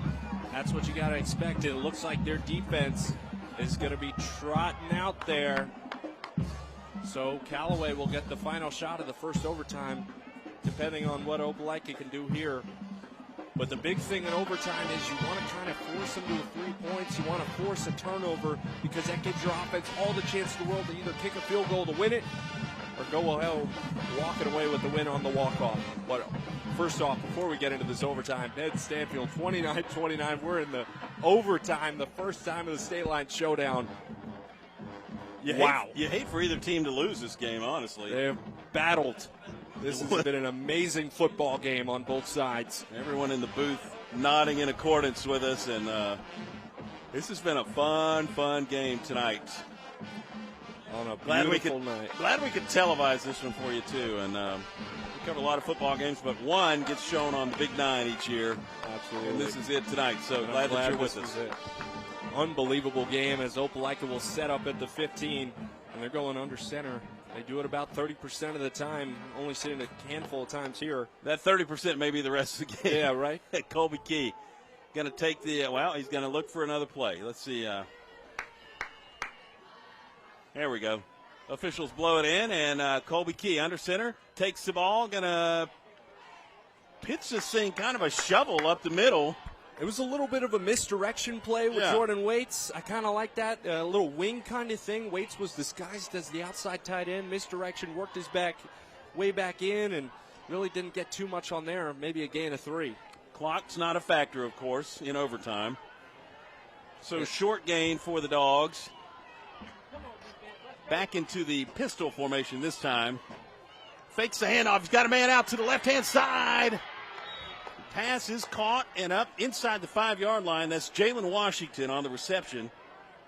That was a great block there on the outside. Looked like he was about to punch it in, but Callaway's able to stop him short. And that's going to result in first down, so we're going first and goal from here on out for Opelika. 5-yard line looking in for the Dogs, and this has been disaster territory for Bulldogs tonight. It's a handoff to Waits. He can't get in. He's at the did he even gain a yard? I don't think so. I think he's marked Marked at the 5. That's where he started. That's where they're going to play the next one, too. Ben, I got to give a lot of credit to this Callaway defense. They have played tough Clutch. against a very big offensive attack from Opelika, really holding them key. And here we go on a second down from the 5. Going under center this time is Key. Here's a handoff. In traffic. Pushing his way to the end zone. C.J. Johnson, does he get there? Did the ball come out?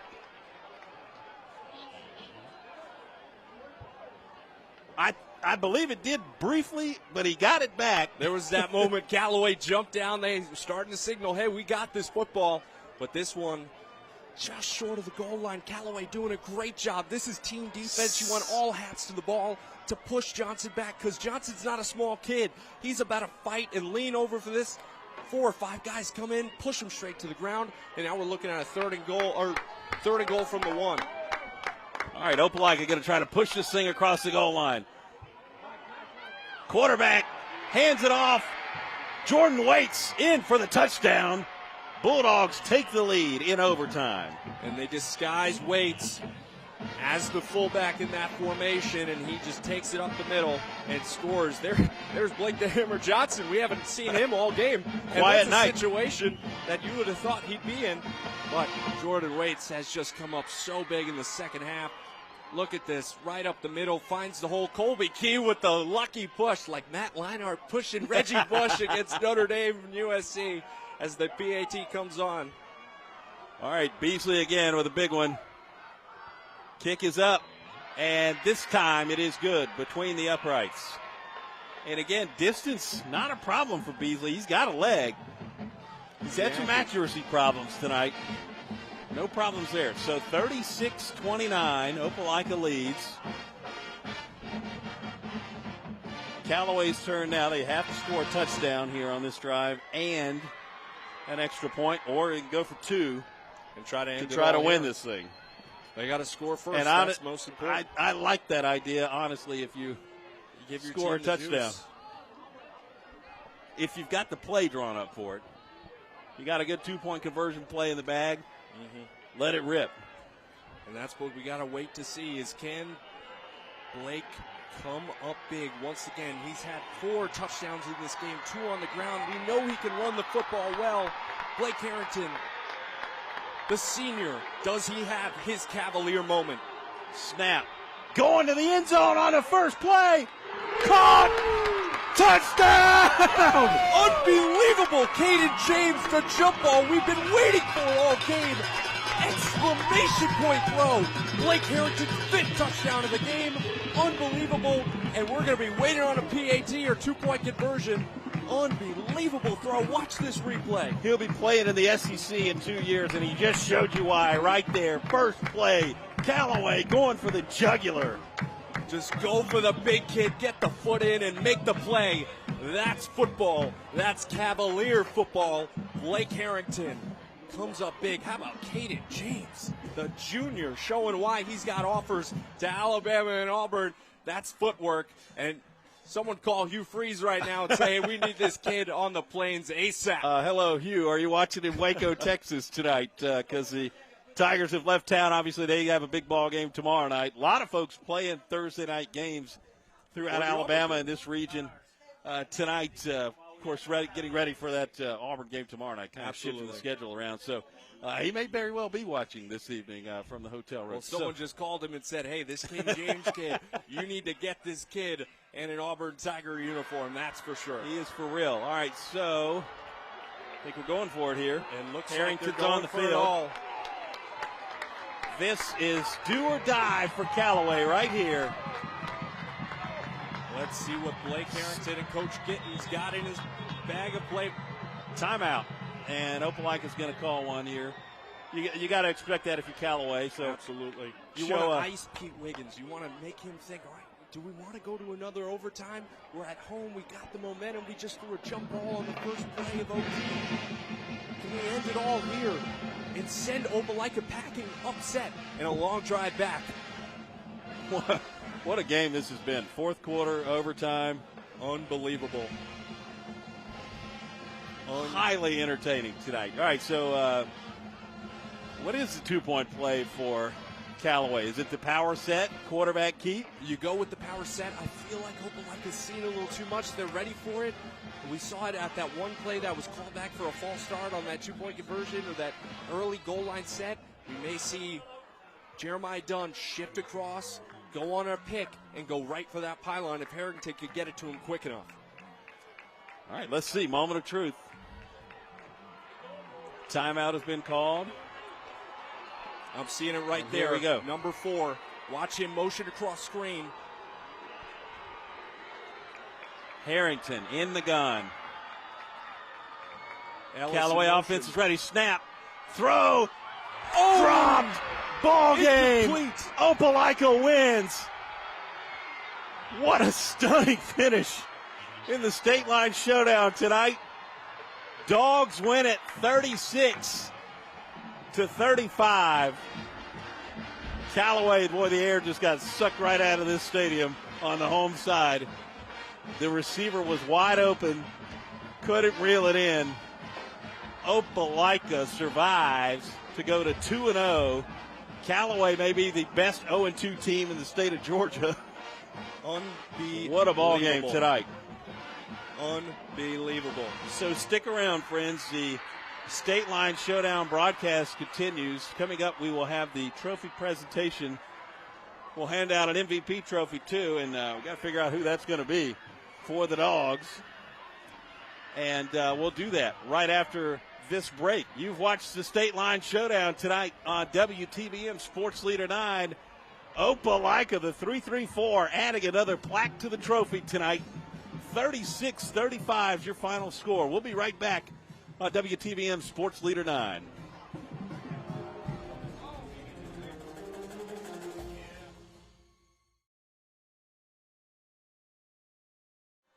Welcome back to the State Line Showdown. Final score tonight, Opelika wins a stunner. Love the effort by Callaway there at the end of the game to go for 2, try to go for the win. Comes up short, not able to get it done, but, man, this ball game, way more than we could have imagined tonight. There's a reason why we call it the State Line Showdown, and you saw why. 36-35, overtime we go. Callaway goes for it all, just can't finish right there. The win was this close. Opelika battles through, and they get the win. Opelika moves to 2-0 on the year, and 2 great victories, 2 close victories in this game tonight, and, of course, last week against Benjamin Russell.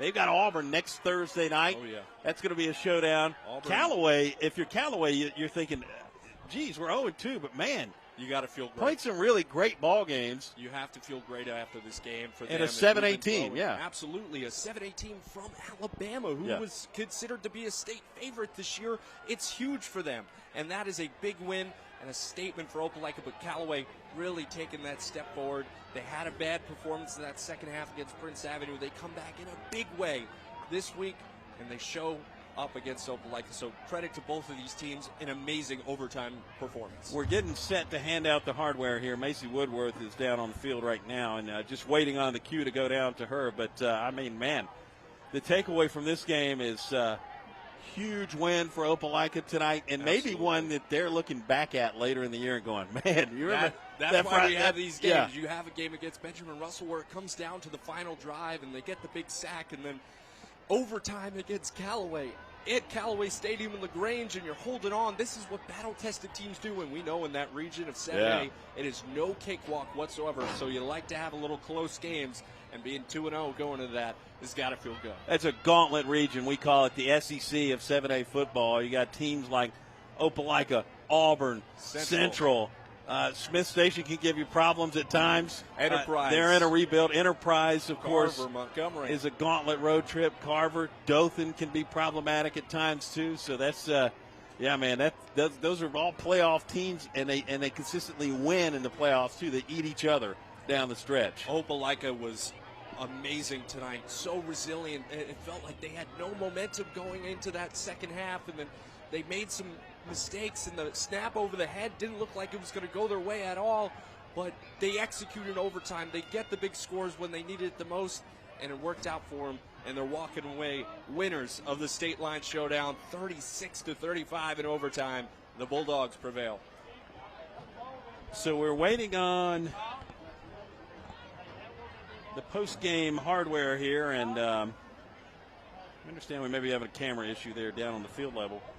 We could take it from this shot here, though. So we'll see what we're going to do here. We're going to pivot here, of course, waiting on the booth to give us our final instructions here. But the Bulldogs celebrating tonight, folks in Opelika going wild, and school's going to be a fun day tomorrow. Absolutely. That's why these Thursday games are so great, and you get a full week reset until you play Auburn next week. But what an amazing win, and this is one that you circle back, and when you're sitting in October and November and you're playing playoff football, that's the one you circle. These are the ones. Remember LaGrange, Callaway Stadium fighting tooth and nail to win 36-35. That's what high school football is all about. Those games galvanize you down the stretch. We're waiting on Brian Moore. He was doing the post game with our friends over at iHeart to carry their games on the radio. Van Riggs and the legendary coach Spence McCracken on that Opelika radio call there. Spence McCracken, the longtime coach for the Dogs, he does color commentary on that network for Opelika football. And I got to reiterate it again. Great job from both of these schools. It was an amazing outcome. 36-35 in overtime. How can you not be romantic against football? All right, I think we're ready to go. Let's go down to Macy. Macy, can you hear us? Hand out that hardware. Hey guys, your 2025 Stateline Showdown champions, the Opelika Bulldogs. Now listen, I'm here right now with head coach Brian Moore. Coach, you and I talked at halftime, kind of the expectations. You guys came out of that locker room ready to go. Tell me your thoughts and feelings, especially coming out of halftime. Yeah, I mean, I'm excited for our kids. We didn't play great either half, really, but the resilience of our team, the connection of our team, they fought together and finished the game. Absolutely. Tell me a little bit about kind of that momentum, all of the shifts. Is that kind of what you guys were expecting heading into the game? Yeah, they've got a great team, and this has been a back-and-forth rivalry over the past, I think, 6 years that they played, and we're excited to get out of here with a win, man. It's a tough place to play. Yeah, absolutely. I mean, football season is here, kind of setting the tone. What do you want from your boys to kind of learn from tonight and heading forward? We got to execute better. We got to be efficient, and we're making too many mistakes right now. We're going to clean it up, man. We'll clean it up being 2-0. With another win. Proud of our kids, proud again of our connection, thankful for our community and fans and band for coming out and supporting us. Absolutely. Well, Coach, congratulations on the win. We're going to go ahead and hand this to you guys right here. Our 2025 Stateline Showdown champions, Opelika.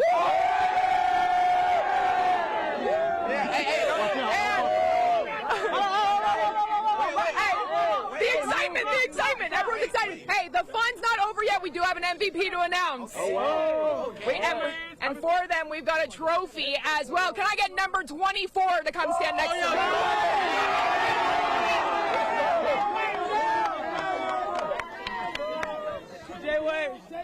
me? Jordan Waite, captain. Tell me a little bit. 2 touchdowns tonight as well. Tell me a little bit about your thoughts tonight after the game. I didn't have really good first half. Went to halftime, looked myself in the mirror, and said, I just got to come out here and produce. And, I couldn't have done it without my teammates pushing me. And, the defense played amazing. Offense played amazing. It was a good team win. Yeah, absolutely. Is there anything that you want the guys and yourself to go forward in learning from tonight? Adversity going to always be there. We got to push through. Got a big opponent next week. We won, celebrate for a day, and on to the next. Last question for you, Jordan. Plans tonight after the win? Go to sleep. Go to sleep. Guys, your 2025 Stateline Showdown champions, the Opelika Bulldogs. Congratulations. Congrats, guys. Thank you so much. Back to you guys. Yeah, Macy's got school tomorrow. Yeah, they got to go to bed. There's no celebrating. They got to show up at school tomorrow. Opelika. Hopefully teachers canceling tests over at Opelika High tomorrow. So big time win for the Dogs. And man, all right, you got a final thought before we go here? Outstanding game. Opelika really resilient down the stretch, and that's what you wanted to see. They came out flat that second half, but great job from Brian Moore and his crew. I want to tell you that all of us here, we're proud to work at WTVM Sports Leader 9. Tremendous broadcast tonight from our entire team, and, of course, want to send some love to our brother Tony Reese tonight as well, our sports director here at Sports Leader 9. Tomorrow night, of course, got sports overtime. Absolutely. Much more high school football action coming at you 11:15 p.m. Eastern, 10:15 Central. Clock's going to hit 0 again on sports overtime, that's for sure. There we go. He's Drew Pavon. That was Macy Woodworth. I'm Ben Stanfield. On behalf of all of us at the Big Nine, friends, have a great night. God bless.